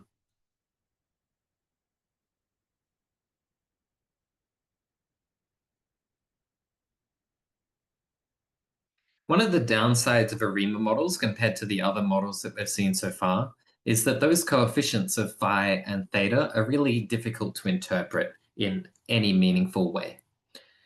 Unlike the ETS model, where Bahman showed that you could extract the components and visualize how the trend is looking and how the seasonality is changing over time, an ARIMA model doesn't really have those nice interpretations. And this is especially the case when you compare it to regression models that we saw yesterday, where we could directly interpret the coefficients from the model. But that said, it is useful for forecasting because the autoregressive nature of the model can capture other types of patterns that the models we've seen so far could not, including cyclical patterns. So the first part that I want to focus on is this idea of stationarity. And when we think of ARIMA, the AR, MA, here we're really focusing on the middle part, the I. So stationarity involves transforming the time series, and that transformation process will identify the I part of the model. And for completeness, the ARIMA model is often written out as P for the number of lags for the AR part, Q for the number of lags from the MA part, and the first step of this process that we're going to learn about is D, which goes in the middle. And D relates to the number for the order of integration, we call it. D stands for differences, and that's a useful way to remember it, because the way in which we transform the data to become stationary is by differencing the data, taking today's value and subtracting the previous value from it. Okay, what is stationarity? So a stationary time series has the parameters or the nature of the data as being independent on time. So if I consider yt is equal to t, this is not stationary because the values of y is a function of time. What does this data look like if it was yt equals to t? Let me draw a graph for you. If I have t on the x-axis, yt on the y-axis, what this relationship will look like is just a straight line trend.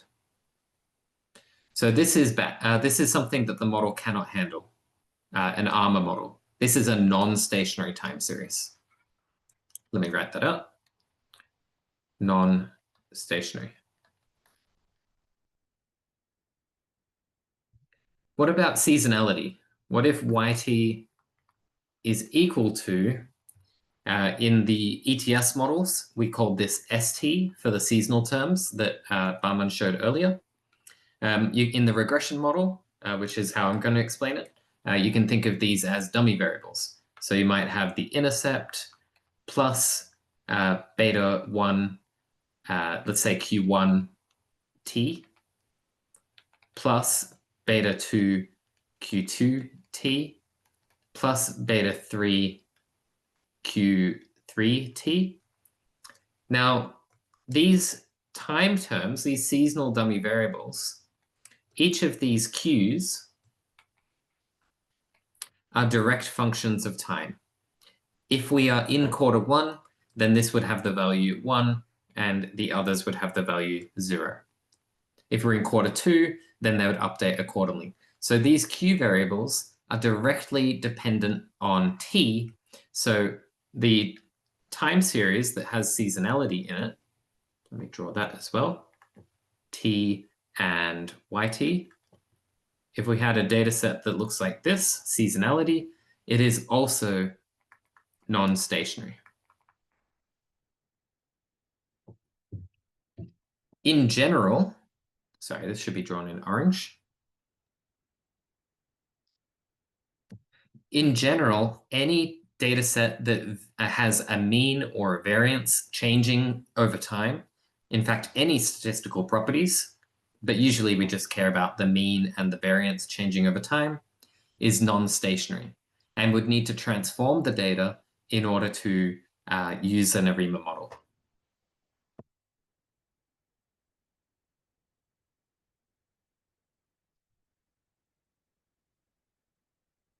Okay, let's see what's next. So that's all what a non-stationary time series is. This is the definition for a stationary time series, or a description of it. It's roughly flat, horizontal. So if I draw my time series, time, yt, it might look like this, fairly flat. It also has constant variance. See how the variability of this time series is roughly the same? If I had a variance that changed over time, for example, if I had something that looked like this, where I've got sections of small variance and then sections of large variance, this is also a non-stationary time series. So if I were to draw a multiplicative time series, where I had data that was smaller and getting bigger, this is also non-stationary. So the first step that we'll need to do is to transform the data into an additive one so that our variance is constant. And then lastly, the stationary time series can't have any patterns that are predictable in the long term. So there's not really much going on in a stationary time series. And the ARMA models that are the foundation of making ARIMA work requires data to look like this. And you might think that's pretty useless. Like, why would I be interested in forecasting this? I want to forecast data that has trend and seasonality. Well, there's a nice trick, a transformation that we can use in order to convert any time series that has trend and seasonality into it into a stationary time series. Let's go back to that data set which had the trend. So this was yt is equal to, draw that properly. So this equation will be yt is equal to t. And I draw my line. So this is yt, and then this is t. What happens if I take the difference, the first difference of the data? So I'm going to calculate yt minus yt minus 1.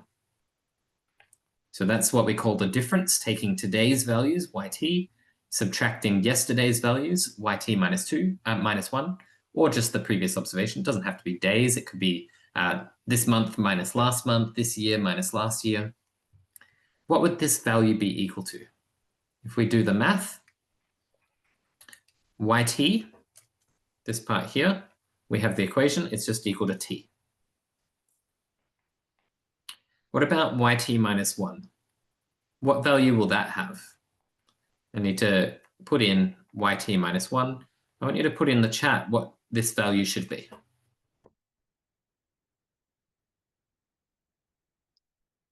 So have a look at the first equation, yt equals t. And let's think about what value this would be. Okay, fantastic. Gilbert's got the right answer. So this should be t minus 1. The reason why it's t minus 1 is because if yt is equal to t, then the previous value, yt minus 1, the time point is now t minus 1. So this would be t minus 1 equals t minus 1. So what we're subtracting is t minus 1. And if I expand the brackets, I get t minus t cancels out, minus minus 1, I get the value 1. So by taking the difference, I've converted my non-stationary time series, which is a trend, see how it's not horizontal, into simply the value 1, a stationary time series. So that's one of the building blocks that we can use in order to convert a trend into a stationary time series. And the process for this, we would call this d equals 1, because we've done a single difference, is the first part of filling out ARIMA. So remember, we've got ARIMA, which will be equal to P. We'll learn how to find that later. D, for the order of integration, we've just found would be equal to 1. So D equals 1. And then we'll also see Q equals something for the moving average part.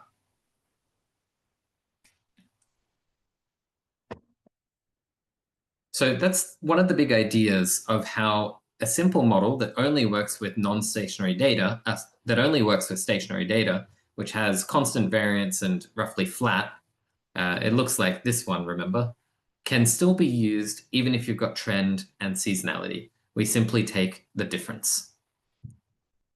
And then when we come to forecasting that data, we undo the difference, and that reintroduces the trend and seasonality into our forecasts.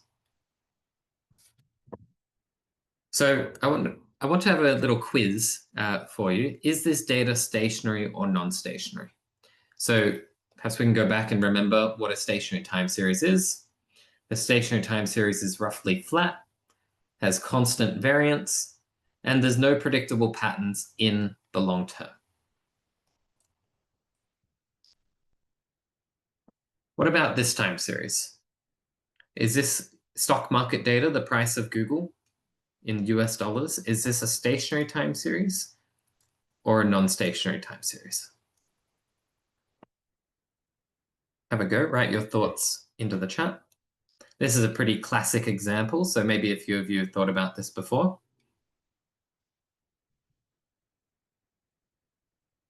Okay, so far we're split down the middle. Okay, more people are writing non-stationary, a few people changing their minds. Okay, it looks like a few people are saying non-stationary, but most people are saying stationary.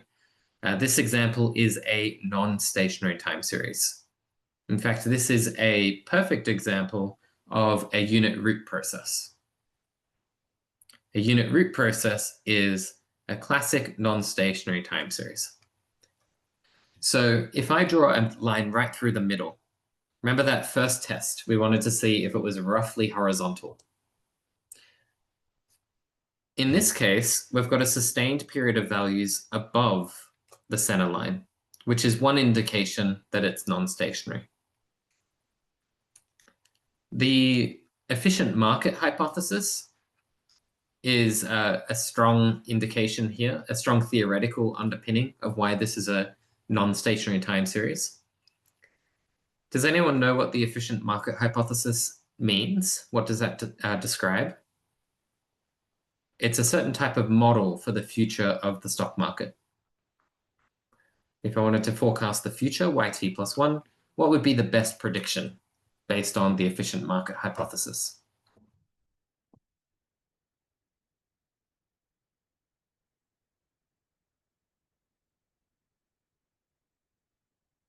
So if I wanted to forecast the future value of Google's stock price, would I predict down here, way up here? What would be a good prediction? Anywhere on the data, what would you expect to be happening for tomorrow's stock price value?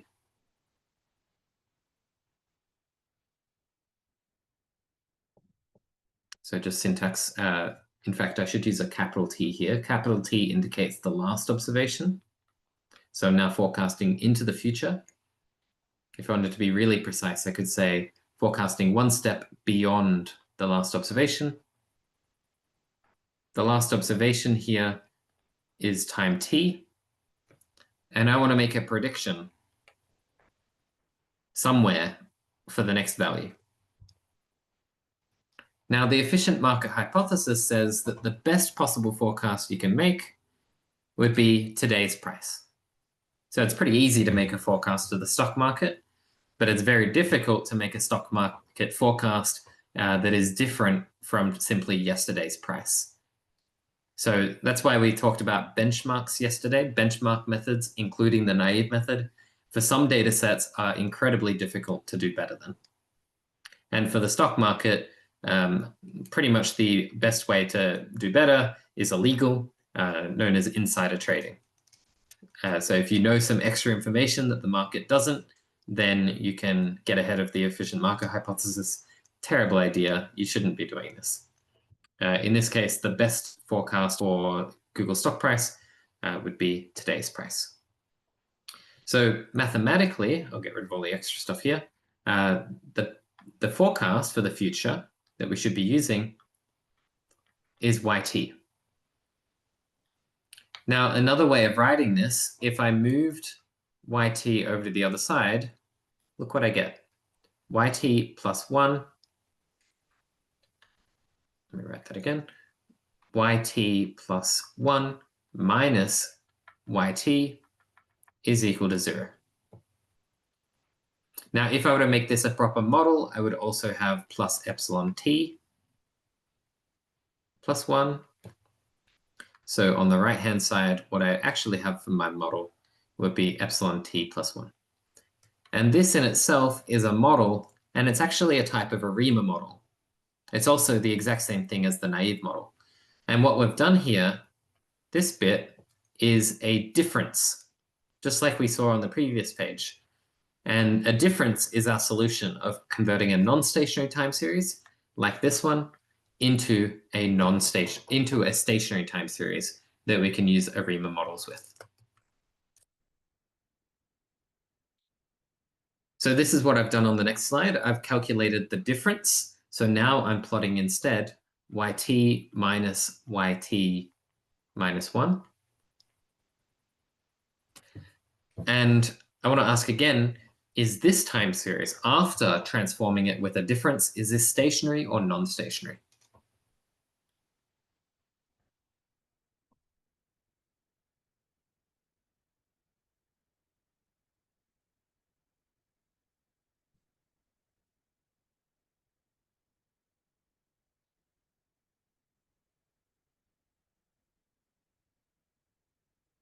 Okay, very good. Looks like everyone is writing stationary. There's no confusion. Fantastic. So remember the rules. We want it to be roughly horizontal. So if I draw a line down the middle, You can see based on the theory I talked about before, it's right on 0 as well, which is nice to see. And there's no sustained values above or below like we saw earlier. There's a good point in the chat. How can we tell if the variance is constant? So remember on the second condition for stationary time series, we said that it should have constant variance. So for constant variance, the way that we can see that is by looking at how much it varies. So it varies about this much, maybe a little bit more here, a bigger bit here, smaller bit. But this is all random samples. So as long as it's not really variable, like the variance isn't changing so much. For example, if my data started small and then got really big for its variance, that would be a problem where I have this section in the middle that is high variance. It should be pretty noticeable. And you might say, well, the variance from before is about this much, and then after it gets slightly bigger. That's not so big of a change to be concerning. But the solution to this, if you do think it's a problem, is to transform the data first. So we'll see a 3-step process in order to make any time series a stationary one. I'll come back to that one when when we go through a bit more slides. So differencing is used to stabilize the mean. So to your question about variance, doing any differencing is not going to fix the variance. For this, we have to use a transformation, like a log or a box-cox, like we saw on Tuesday. So if you have a trend in the data, applying a difference to the time series will remove it. And that's, in effect, the way that we capture a trend in an ARIMA model. Let's now look at what's possible with just stationary time series. So looking at the AR family of models, I wrote this out before. We had yt equals to phi1, yt minus 1. And this equation has added in a few extra lags to be more complete. Notice that it says epsilon t is white noise. That's the assumption that I had that was independent, drawn out earlier, the IID. Now, with a lot of parameters, I suppose, a lot of lags of the data, you can get a lot of different patterns. If I just had an AR1 pattern, then I can't get much pattern, much behavior. It will just oscillate between a central point. But if I have AR2 or higher, I get something really interesting out of the ARIMA model. What's possible is cyclical behavior. We talked a lot about cycles on Monday. A cyclical pattern, I want you to think, is a cycle stationary or non-stationary? So we saw trend is stationary. Trend is non-stationary. Seasonality is non-stationary. What do you think about cyclical patterns? This plot is an example of a cyclical pattern. Is this one stationary or non-stationary?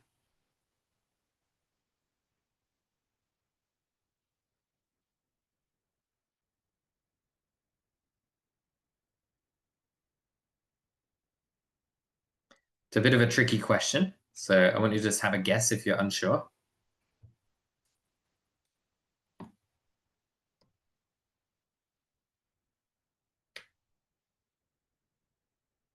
Okay, it looks pretty half and half, with maybe a few more people saying stationary. Yeah, I'd say about 40% saying that it's stationary, 40% saying that it's non-stationary, 60% saying stationary. So pretty unsure, and that's to be expected. So I want to go back to those definitions. Let's just go back like this. Let's think of the requirements. Roughly horizontal, constant variance, no patterns predictable in the long term. So what each of these are referring to is that this is trend seasonality. This one is asking about multiplicative patterns or not.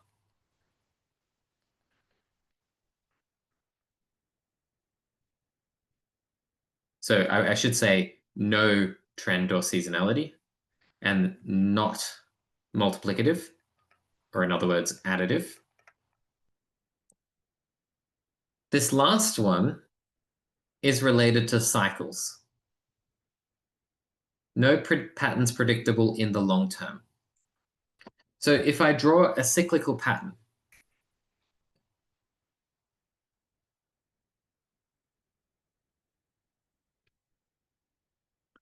in the short term, what do you think will happen? We're currently in a peak. We know this is a cyclical pattern, so we would expect it to drop. But what about in the long term? What do we think is going to happen next? At some point, we expect it to turn around and increase. How much is it going to increase? Is it going to increase up to here, or is it going to increase to be a bit lower? That's very hard to predict. Additionally, remember, cycles are of unpredictable length. So you don't know how long each cycle is, maybe 9 years, sometimes 11 years, etc. And so in the long term, we really have no idea what the value in the cycle will be. In the short term, we can make some prediction. And this is exactly what ARIMA can do. It's able to produce the short-term forecast of a cycle, anticipating that it will start to decrease. But when it comes to long-term forecasting, it's just going to predict something in the middle, and my intervals around this will be narrow to start when it has a good idea of the cyclical part, and then it will just have no idea and be fairly flat forecasts. So that's how we'd forecast a cyclical pattern, and cycles, as a result, are not a problem for stationarity. So cycles are, in fact, stationary. So congratulations to everyone that guessed or knew that a cycle was stationary. That is correct. Now you might say, well, there's a period of values that are higher, a period of values that are lower from the center line. And in a sense, that's true, but it's really about, if we go back to the hard definition of stationarity, does not depend on t. And it's really this unpredictability of cycles that makes it not depend on time. Because if I were to tell you at some point in the future, are we at a peak or a trough, you wouldn't know for sure, because it's not a direct relationship on time. It's a relationship of other factors that aren't a predictor of time, such as economic conditions. So a cyclical pattern is not is stationary. A cyclical pattern is stationary. And another indicator of this is that it's possible to produce a cyclical pattern from just autoregressive bits. And our process of fixing non-stationary parts is using differences. So d equals something, such as 1. And the fact that we don't need any differencing in order to produce a cyclical pattern, we only need an autoregressive bit, is further evidence that this is stationary. But that's the mechanics of how an ARIMA model is able to capture and forecast cyclical patterns, which is the main part that I want you to remember, because that's not possible with any of the models that we've seen this week. So we also saw moving average models being theta as the coefficient, and then lags, this time of the error term rather than the data. And this is commonly confused with another moving average. The naming is very unfortunate. There's a moving average technique for smoothing the data. This has no relevance to that. This is just unfortunate naming. Moving average in an ARIMA model is simply lagged error terms. I actually don't know why it was called moving average. So the MA part of the model is really good at forecasting just the next couple of steps ahead. Because it's using the errors, we don't get this recursive feedback effect. So it's only making a slight adjustment for in the MA1 case when you're forecasting one step ahead, and then it will go back to flat, or the MA2, it will forecast making adjustments to 2 steps ahead.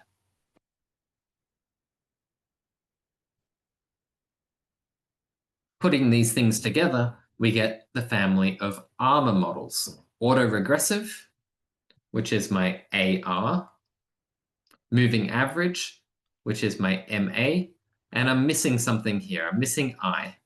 So this type of model without I is only capable of forecasting stationary time series. So it can handle cycles, but it cannot handle trend and seasonality, and it cannot handle multiplicative patterns.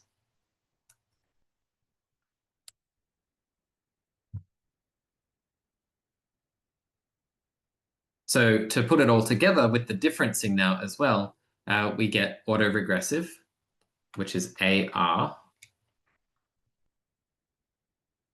integrated, which is I, and then lastly, moving average, we get ARIMA. So you've probably heard of ARIMA. It's a very famous statistical forecasting method, and it's famous because it does quite well, especially when it comes to cyclical patterns. To identify the ARIMA model, we talked about PDQ being the hyperparameters that we need to figure out. We've got a 3-step process. P is the number of lags in the AR part, so how many lags of Y we include in the model. D is the number of differences that we include to remove the trend and seasonality. And Q is the moving average part in order to make those slight corrections. And this actually is similar to a lot of the models that we've already seen before. Those benchmark models that Bahman introduced earlier.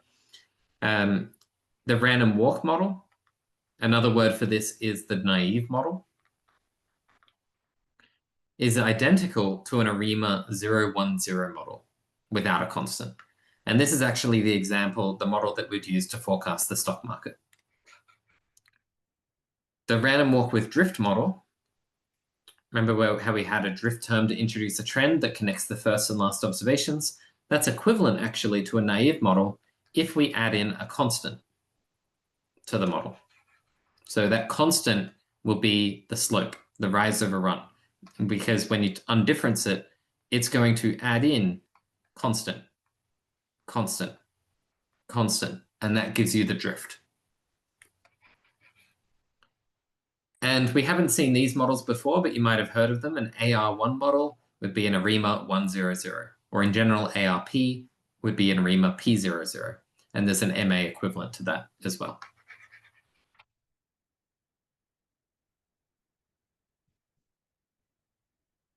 In Fable, in the code, it's quite simple. All you need to have here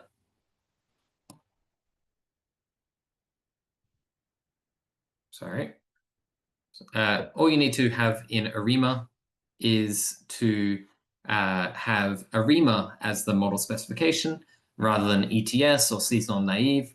The Fable package does everything else for you. It's going to automatically identify what the correct values or appropriate values of P, D, Q, and even if the model needs to have a drift term in it, it can handle all of that for you. So the way in which it does this is actually very similar to how the ETS model would automatically identify the additive or multiplicative error, trend, and seasonality. It does this by minimizing the AICC that we talked about yesterday. Just like the regression model, we can use the report function in order to get a summary of the model, including all of its coefficients. And down the bottom, just like the ETS model and regression model, you can see the AICC, which is what was used to identify this model.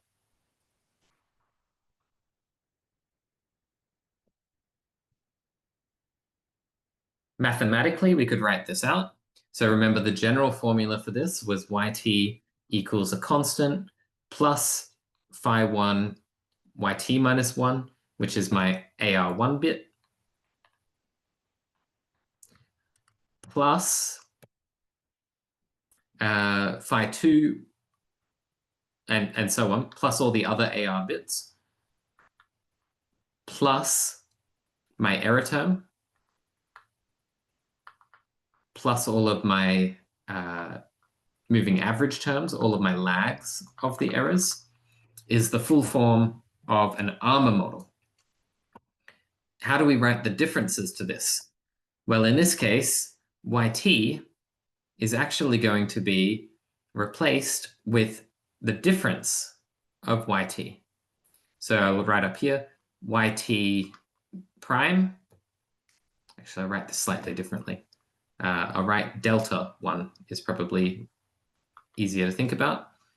The single difference of YT, the first order difference, is equal to YT minus 1.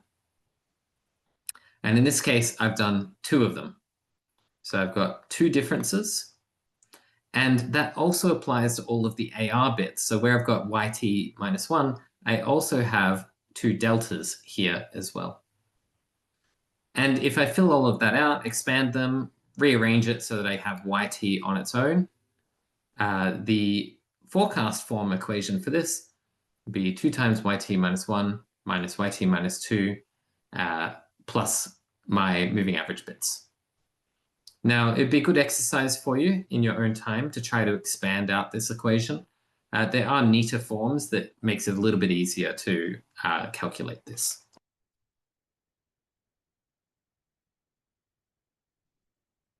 When it comes to ARIMA models, it's useful to understand what the long-term behavior of the forecast will be.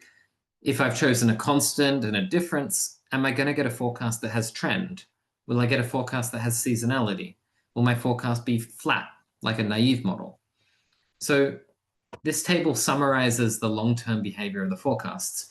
If I don't have any constant and no differences, I'm going to get 0 for my forecasts. So that's the first type. Sorry, let me write this clearly. If I've got no constant and no differences, so if I add them together, essentially, C plus D, this will be equal to 0. I get a 0 forecast. If C plus D is equal to 1, so I've got no constant, but I've got a difference this time, so I'll put 1 here, my forecast will be flat, but they'll go to a constant, that's the naive model. So a non-zero constant. On the next one, I've got no constant, but this time I've done 2 differences. So C plus D here will be equal to 2 bits in the model. And here I get a straight line. What's a straight line? Well, if that's my data, my forecast will be a straight line. I've got some sort of trend. Could be a positive trend, negative trend, but I do have some sort of trend if I've got 2 differences in the model. Now, what if I do have a constant in the model?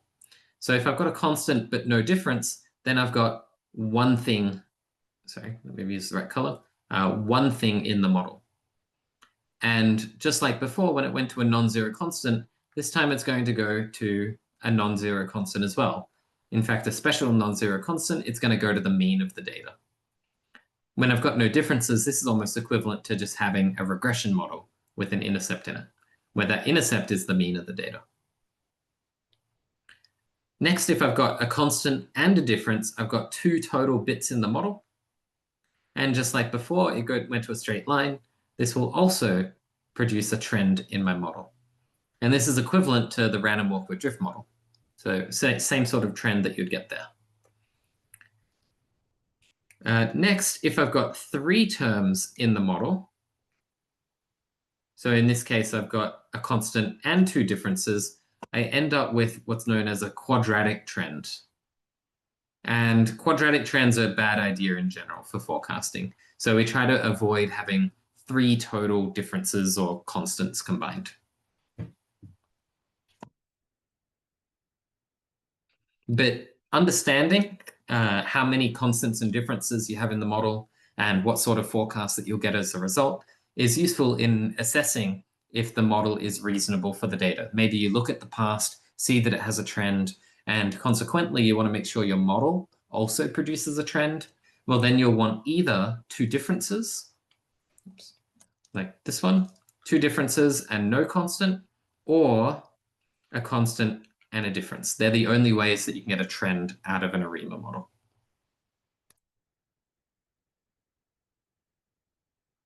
What about forecast variance?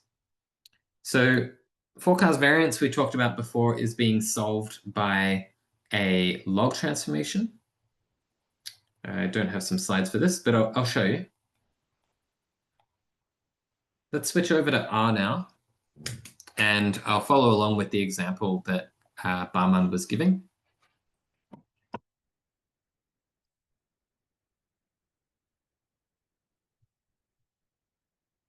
I've just copied over the code that Bahman was writing earlier.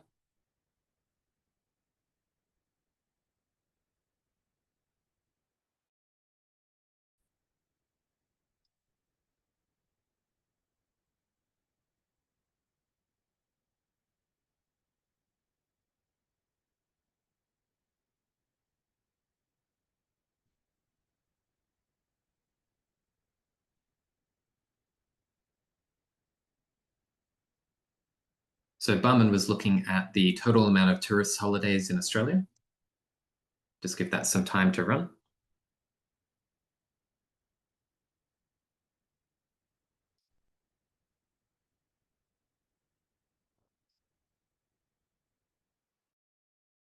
Good opportunity for any questions if you had any. Feel free to put some questions in the chat at any time, and I'll do my best to answer them.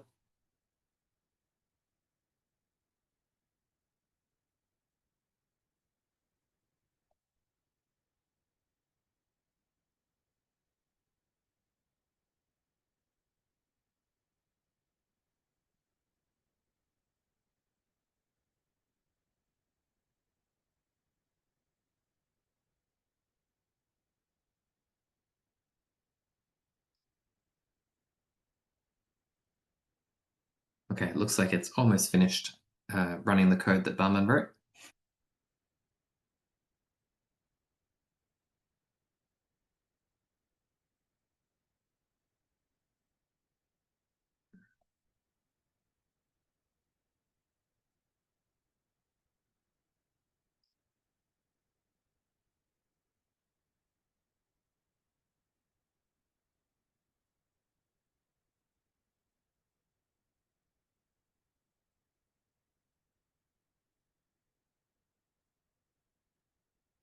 Okay, so Bahman was looking at the total tourism holiday. It's a single time series because it's been aggregated from just keeping the holiday data and then calculating the total across every location in Australia.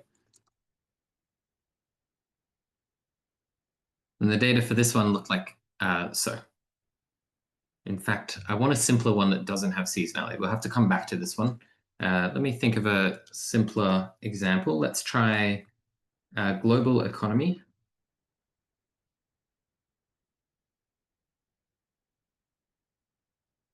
Looking at just Australia. And perhaps we forecast or look at GDP. So I'll put the code into the chat here, and then we'll come back to the holiday one when we add the seasonality into the mix.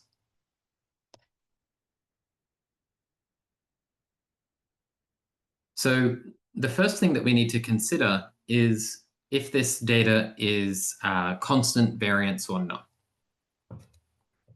Now, for this data, you can see that the relationship is nonlinear. We have a curve to our line. And this nonlinearity is an indication that the variance is not constant. At the start of the data, the variance is quite small, but at the end of the data, you can see the data varies a lot more.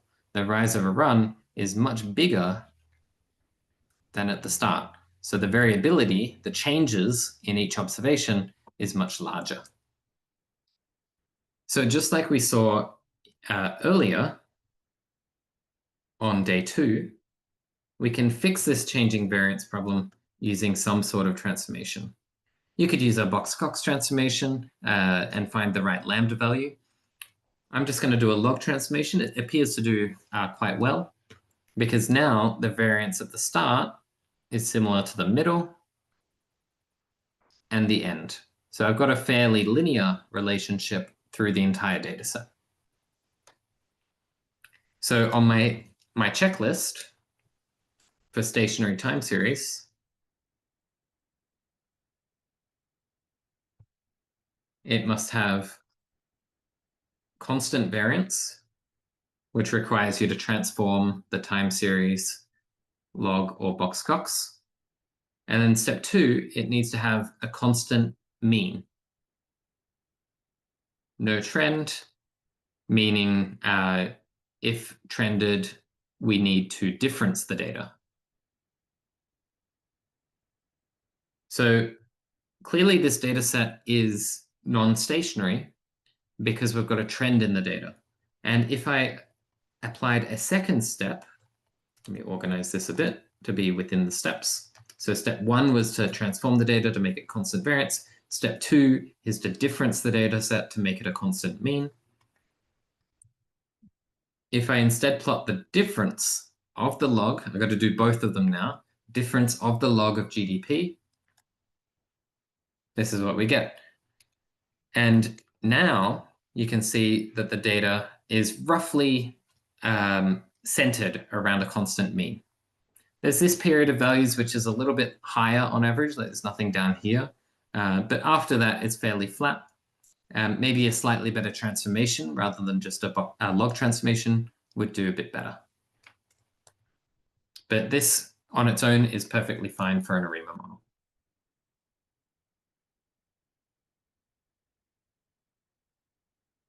So now that we have a constant mean, we can consider applying an ARIMA model to it.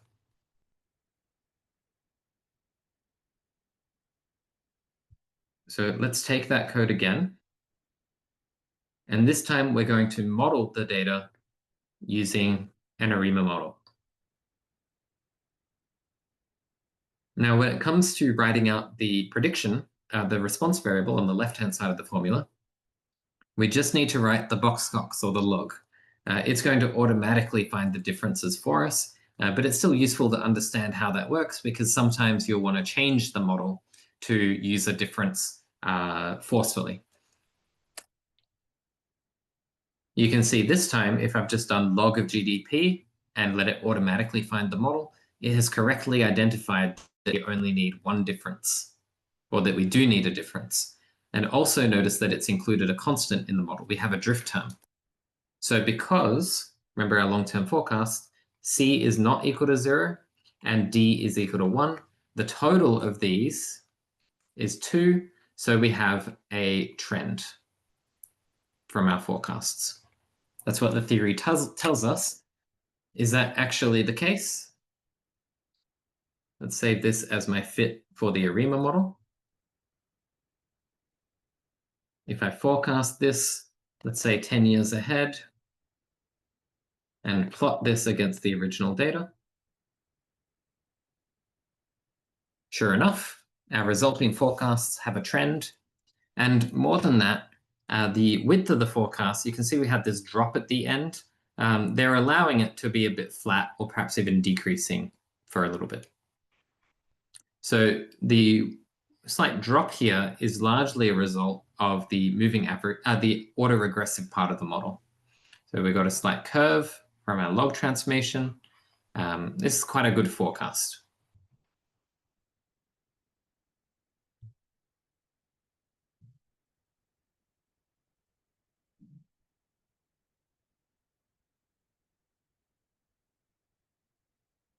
So how was it able to do that? How did it find how many differences we needed to use in our model?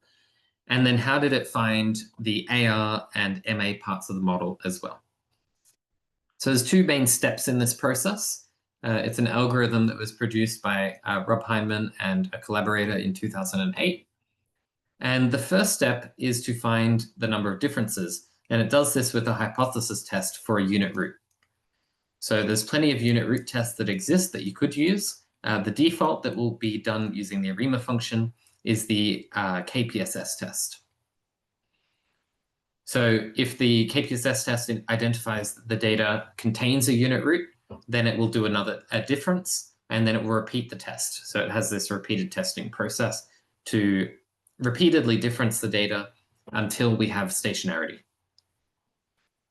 What it can't do, this algorithm, is automatically identify if you need to transform the data. However, that is also possible by using Guerrero's method that we saw on day 2 as well. Next, the hyperparameters for the model P, Q, and the inclusion of a constant is applying the same technique as ETS, which is minimizing the Okeh-Ikey's information criterion, the corrected version. But because the number of models that are possible with ARIMA is infinite, you can have P and Q as big as you like. It's not possible to search every model like is done for the ETS family. ETS, it can only be additive, multiplicative, or no seasonality. So it's able to consider every model and just pick the one that has the minimum AICC. Instead, because there's unlimited possible ARIMA models, we use a stepwise search procedure, which looks a little bit like this. Step 1, we get a baseline. So we consider just these 4 models, which are 4 commonly used and good models for a lot of data sets. And then we slightly tweak them a little bit. We might increase P by 1 or decrease Q by 1. We adjust a little bit and see if it improves or worsens the AICC. And it's sort of like a greedy search algorithm. If it makes an improvement, we're going to use it and keep going down that path. And we repeat this process until all of the neighbors, by adjusting P and Q by 1, result in an AIC that is worse than the current model. So visually, this is what it looks like. All of the orange dots represent the initial 4 models from step 1. So we've estimated these 4 models with no AR components for P, which P is 0, 1 AR part and 2 AR parts, and the same for the MA parts on Q, 0, 1, and 2. And then we find the one that has the minimum AICC, which in this case is the 2-2 model that has been circled. And then it's going to consider every combination of reducing or increasing P and Q. And it's now found a better model, which is the PQ33 model. So what we're doing in our stepwise search is going from our starting point at 2-2, and we found a better model at 3-3. And then from here, we repeat the process. Any model that we haven't seen, these light gray ones, have not been tested. We're going to look at all the neighbors. We found an improvement. So now we're considering the 4-2 model as the best one. And then we look around 4-2, adjusting P and Q up and down by 1, and we haven't found any better model. So that one's not as good. They're all bad. And then finally, this says our best model is this one here. Now, this isn't a comprehensive search. There are ways to search every possible value in this grid up to a maximum value of P and Q. By default, that's 5. So that you would actually look at this one, this model, and this model. But that can be quite slow, especially if you've got seasonal ARIMA models or you want to search quite far into higher orders of P and Q. So even though it hasn't looked at these models, chances are that these models are also going to be very bad. So we don't really need to see them most of the time. So it's quite sophisticated how the ARIMA model is able to find the P and Q automatically. But we're very fortunate that it does do that, because the alternative of looking at the ACF and PACF, which you can find information in the textbook for how that is done, is quite a lot more complicated. And more than that, finding a model that includes both P and Q visually from the ACF and PACF simply isn't possible. You just have to experiment with lots of different values to find the best possible model that minimizes AICC, much in the same way that this algorithm does automatically for you. So that's regular ARIMA models. Before we move on to seasonal ARIMA models, I wanted to check in and ask if you had any questions about how ARIMA models work. It could be, what is the differences and constant, like how did that work to give me trend in the forecasts? Perhaps you have confusion about AICC or the search process. I'm going to take a little breather and open it up to some questions about ARIMA.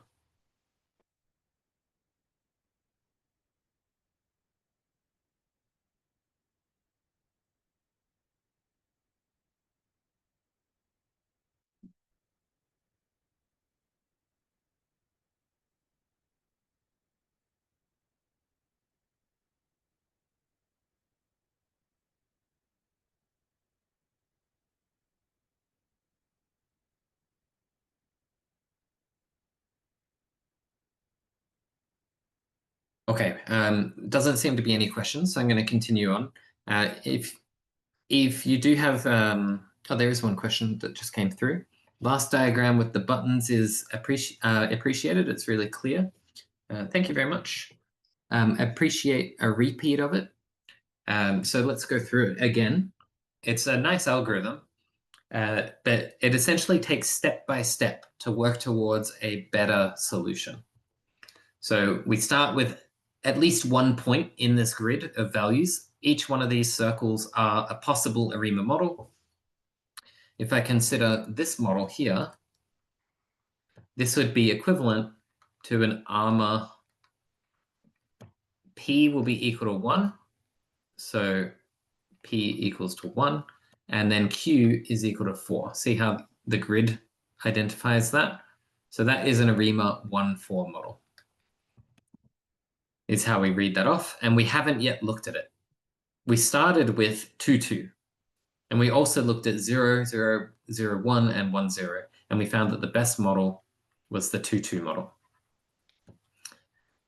And then from there, we look around and try to find a better model. And we have successfully found a better model. So we head towards the one that has the lowest AICC. So comparing this model, which I'll make pink, and not to be confused with that one, the AICC, let me write this in blue, the AICC of the pink model was less than the AICC of the orange model, specifically this orange model. So therefore, we continue going with our search procedure from this pink point. And we look around and we find, well, that one's not as good. This one's not as good. Hang on, found a better one. There it is. So moving from a 3-3 model down to a 4-2 model, which is this one here, is a better result. I search around there as well. Don't find any better models. All of these pink ones, all the AICCs of the pink ones are worse than this green model. And so we settle with this one being our final answer. I hope that refresher helps solidify the understanding of how that process worked. In practice, we don't need to think about it that much, but it is useful to know that it's not comprehensive. It hasn't seen every possible model. There's some models that have been completely ignored, skipped by the stepwise procedure for the purpose of computational time. But fortunately, you don't have to implement this process for you. When we did it in R using just ARIMA, it was automatically able to find the best possible model, which was the 100 model. The 110 model. So this was done earlier with a KPSS test. And if we consider the stepwise process for this one, it's 100. Sorry, 10 was the best model. So let's go back. In this case, the best model was this one, not that one. And because this model was best, the stepwise procedure would look here, here, and here. And it evaluated these models. And it found that they're not any better. All of the AICCs of these models are worse. So we settled and said, that's our final model. This is the best model that we can estimate. So some models, like the one that we've just estimated in R, search even less of the space. So it's good to consider just how much of the space is being searched, which you can see from the result of the model. In fact, I've got a nice trick that I can show you. If I go into the modeling step, I can actually trace this algorithm. If I set trace equals true, what you'll see is that model selection process in action. It's automatically considered those first 4 models, and then it's considered the 3 surrounding ones with and without a constant. And then it's tried to find the best one based on AICC. It looks like it's actually searched a few more ones than that graph describes, but that's the general idea. It's not considering any models with a AR component of 3, for instance. But if I did a comprehensive search, if I did stepwise equals false, you can see it searches through every possible combination of model, and it's a lot slower as a result because it has to consider a lot more models. Some of these models don't even work, so they've got an infinite AICC.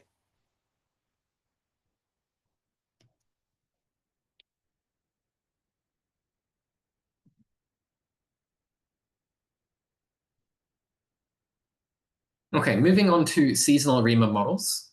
Seasonal ARIMA models are very, very similar to what we've just seen, especially in the sense that Fable handles everything for you with the automatic method. The main extension from what we've already seen is that we add a new part of the model, which is all capital letters, capital P, D, and Q, where D is the most interesting part, is the number of seasonal differences. So instead of doing delta 1 like we saw before, yt equals yt minus 1, this time if I do delta m, m being the seasonal period, so for say monthly data, m is equal to 12 months in a year of yt, this would be equal to yt minus m, or in this case 12. And what this in effect says is subtract this month from last year when I saw the same month. So we're in November. If I did a seasonal difference, it would be this month, November, minus last November. And if I consider a seasonal plot, the data might look like this one. Let me draw that a bit better.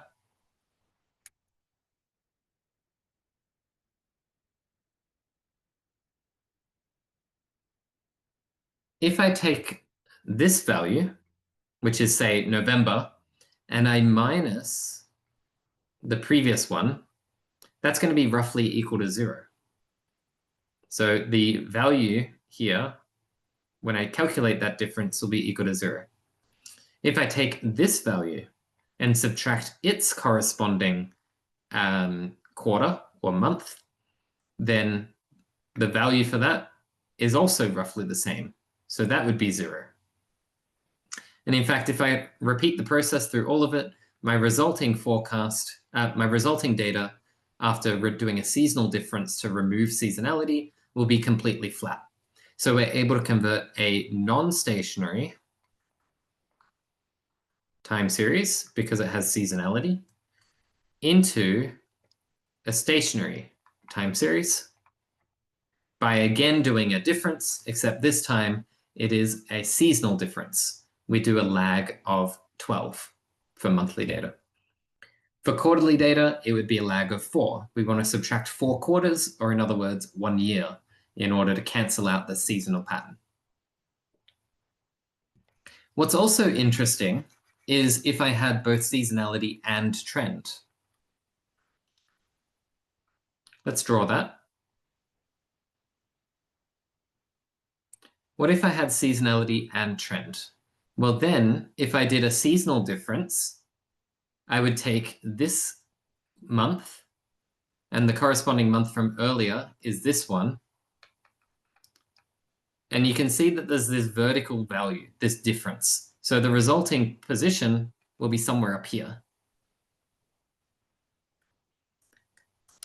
If I took, say, February, the lower month, and matched it up with its previous February, calculated the difference. In fact, I will draw it the same way. This goes up. I drew that pink point in the wrong spot. That pink point should have been, pink point goes here, The orange point is here. And if I repeat the process, this time I essentially get a line that's not equal to 0, it's above 0.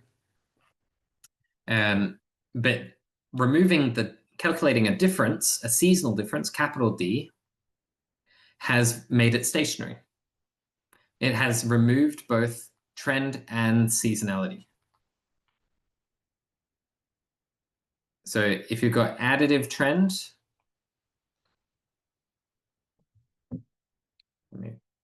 running out of room here, additive trend and seasonality. And the resulting line, this pink one, is now stationary. It's not equal to 0, so that's why we also need to have a constant in the model. So if we have a difference and a constant, the long-term behavior of this model that we saw earlier will give you a trend. And the fact that it's a seasonal difference will give you trend and seasonality in your forecasts. So I'll go through that again. If I have a seasonal difference, it works very, very similarly to the irregular difference that we saw earlier. But the difference here, pun intended, is that this difference, a seasonal difference, also removes seasonality. And most of the time, it's capable of removing both trend and seasonality in a single go. If it's not, then we might also need a regular difference. So it's possible to have both a seasonal difference and a non-seasonal difference. And the combination, we've got 2 of these bits, so that gives you a trend in the forecast. And the seasonal difference will give you seasonality. So that would be a good model. Alternatively, if it is a flat line like I've drawn it up here, so this one is stationary now in pink, then it would be a non-zero value. So we need to include a constant. So now we've got 2 bits, a seasonal difference and a constant in the model, and that will also give us a long-term trend in our forecasts. And seasonality, because we've got a seasonal difference. So with this, it's really the combination of differences and seasonality which drives the long-term behavior of an ARIMA model's forecast, including how it's capturing both trend and seasonality. So here's how you do it with corticosteroid drug sales. This is a seasonal data set we've seen before. It looked like this. Now there's several steps that we should do for this model. First of all, this is a multiplicative time series, right? We have a smaller variation here, a bigger variation at the end. And when we considered the requirements for stationarity, we had constant mean, and we had constant variance. And for this data set, it doesn't have a constant mean because it has trend, and it also has seasonality. So this gets a double cross. And the variance, as I've just described, is changing over time. So this also gets a cross. This is not stationary in every sense. To fix this, we need to stabilize the variance. Just like we did on Tuesday, we take a log transformation or a box-cox, and that fixes the variance. So now it is variance stationary, but it's still not trend stationary. Sorry, trend stationary is a bad term. It's still not stationary because the data has a trend.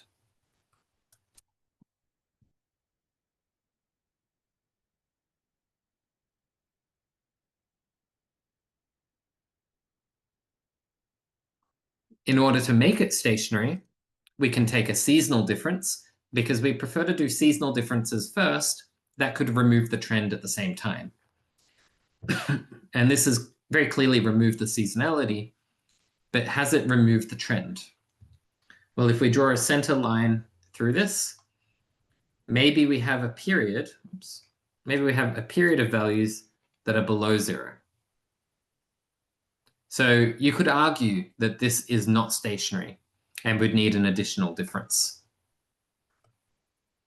If we did another difference to the data and look at the center line, now it's very clearly stationary. There's no variance, no changes above or below, and the variance is the same. So this is ready to be used for an ARMA model, an AR and MA bits to capture any of the last extra patterns that might exist, including things like cycles.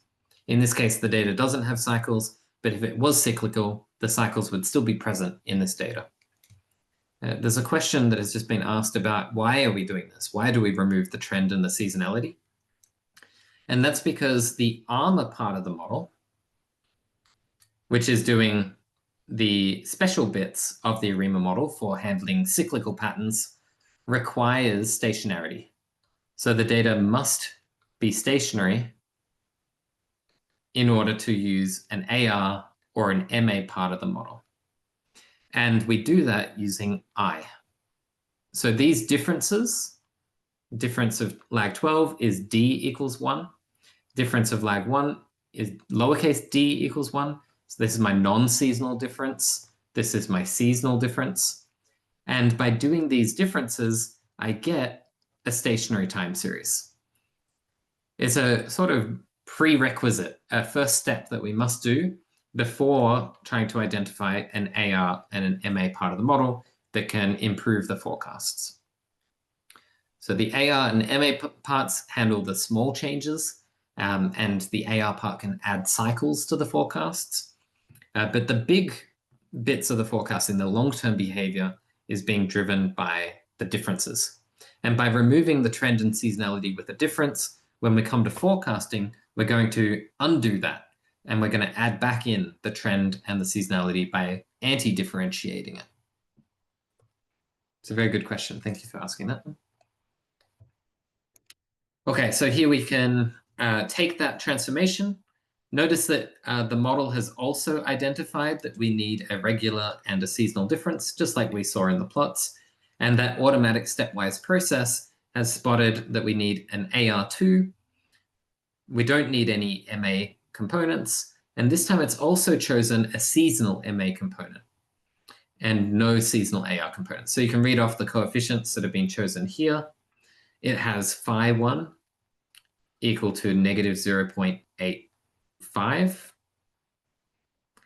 phi2 equal to negative 0.42, and seasonal MA1. MA1 is usually theta, but seasonal MA1 we use a capital letter, which looks like this, theta1 equals to negative 0.64. So that's the coefficients from the model.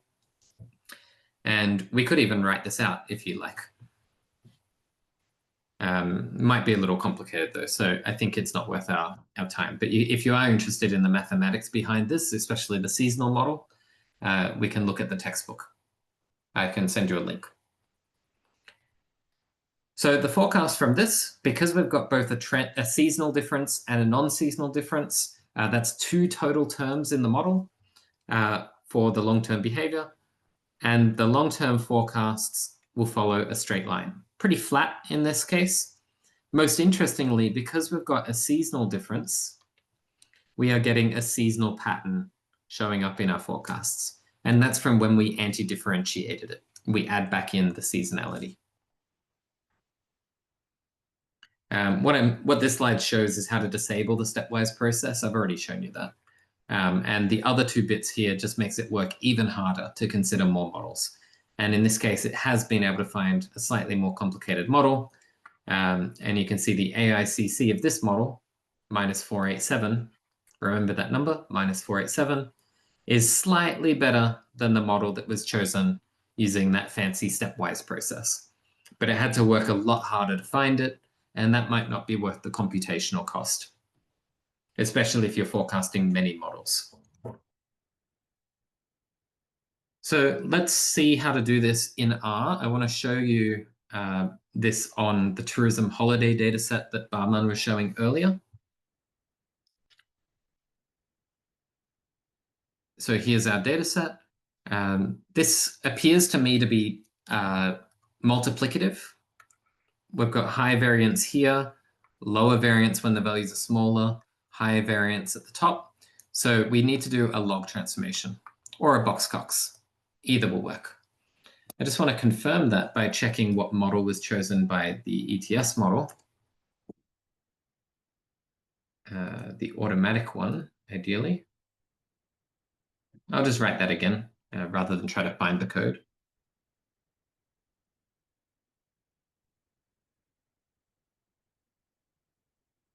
you can see that the automatic ETS model has also identified that we have multiplicative patterns in this data. So that's further evidence that we need to apply some sort of log transformation or Box-Cox.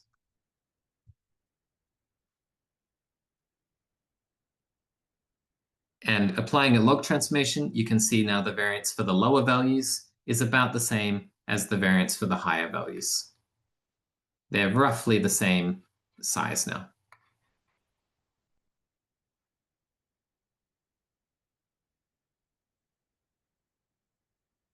So all that's left to do is to model the data.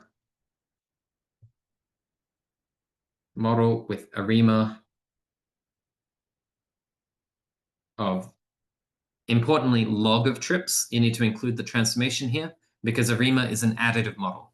So unlike ETS, which can directly handle multiplicative patterns, for ARIMA, we need to convert any multiplicative patterns into an additive one first. And doing that, you can see it's automatically found a good model for the data. It's chosen a seasonal difference, which is good to see because that's removed the seasonality. It's also chosen a first order difference. And remember the combination of a seasonal and a non-seasonal difference. So we have two total differences or constants, and then this will give us a trend. So interestingly, the ETS model chose no trend, and the ARIMA model is choosing a trend. So you can expect the ARIMA model to go up like this, and the ETS model to be flat when it comes to forecasting. Let's see a forecast from this. So I'm going to call this fit.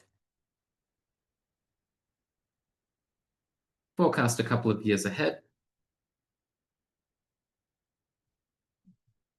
Plot that with the data.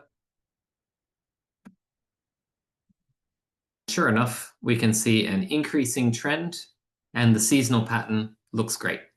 So this is a good forecast for this data. Also notice that the intervals for this allow the possibility for it to flatten out again. If it flattens out, then we'd just be in a lower bound of our intervals. So this model is very reasonable for the data.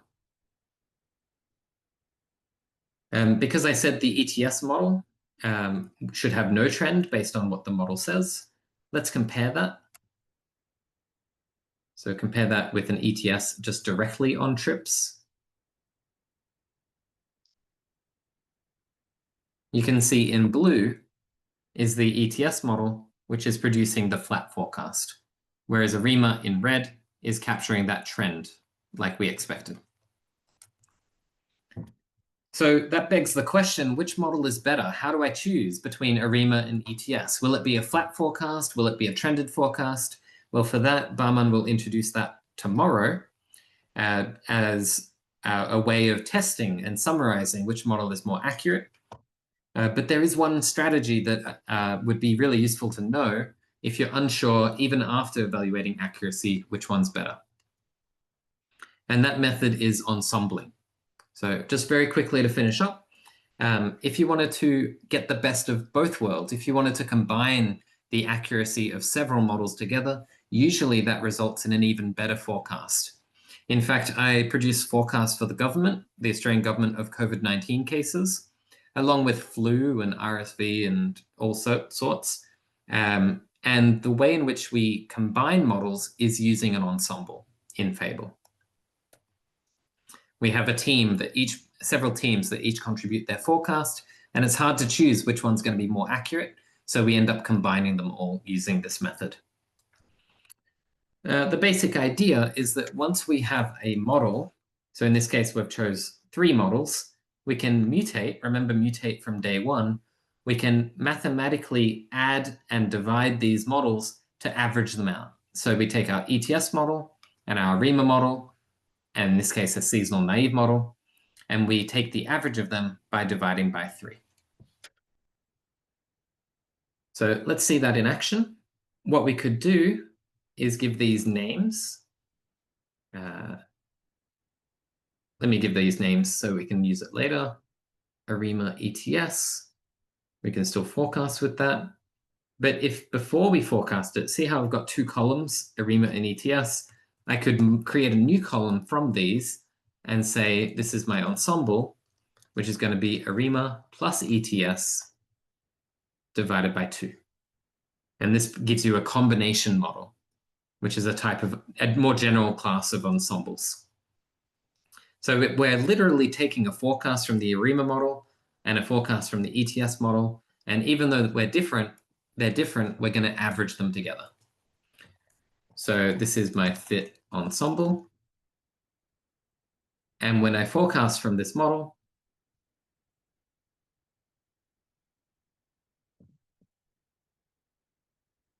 I now get 3 forecasts. In fact, I'm going to zoom in a little bit. Let's zoom in on the last 3 years of historical data. And you can see in green, my ensemble model is really just right in the middle of the two. It's averaged them. It's saying, I don't know what is going to be most accurate, so let's go right in the middle of them. And that's a really powerful technique that tends to work quite well for producing more accurate forecasts. As with every other day, I'm going to put all this code on the website. The video and the code from yesterday is online already, and the code from today will be up in a couple of hours. So if you wanted to try this code for yourself and change a little bit, I encourage you to do that. I'll be here if you have any more questions, but that's all I had for today. Thank you very much. I hope you've enjoyed the forecasts from this week. There's a lot of really powerful models that I use in practice all the time for my forecasting. So even though they're quite simple models, even the benchmark models have value. And we'll see tomorrow how you can use the benchmark models to verify that these more sophisticated models like ARIMA and ETS are actually doing well. So look forward to that tomorrow. I'll be here, but Bahman will be presenting all day tomorrow. So this is the last class from me. Thank you for all your questions. Thank you for being wonderful. And I hope you enjoyed it. And I'll see you all for the last day tomorrow.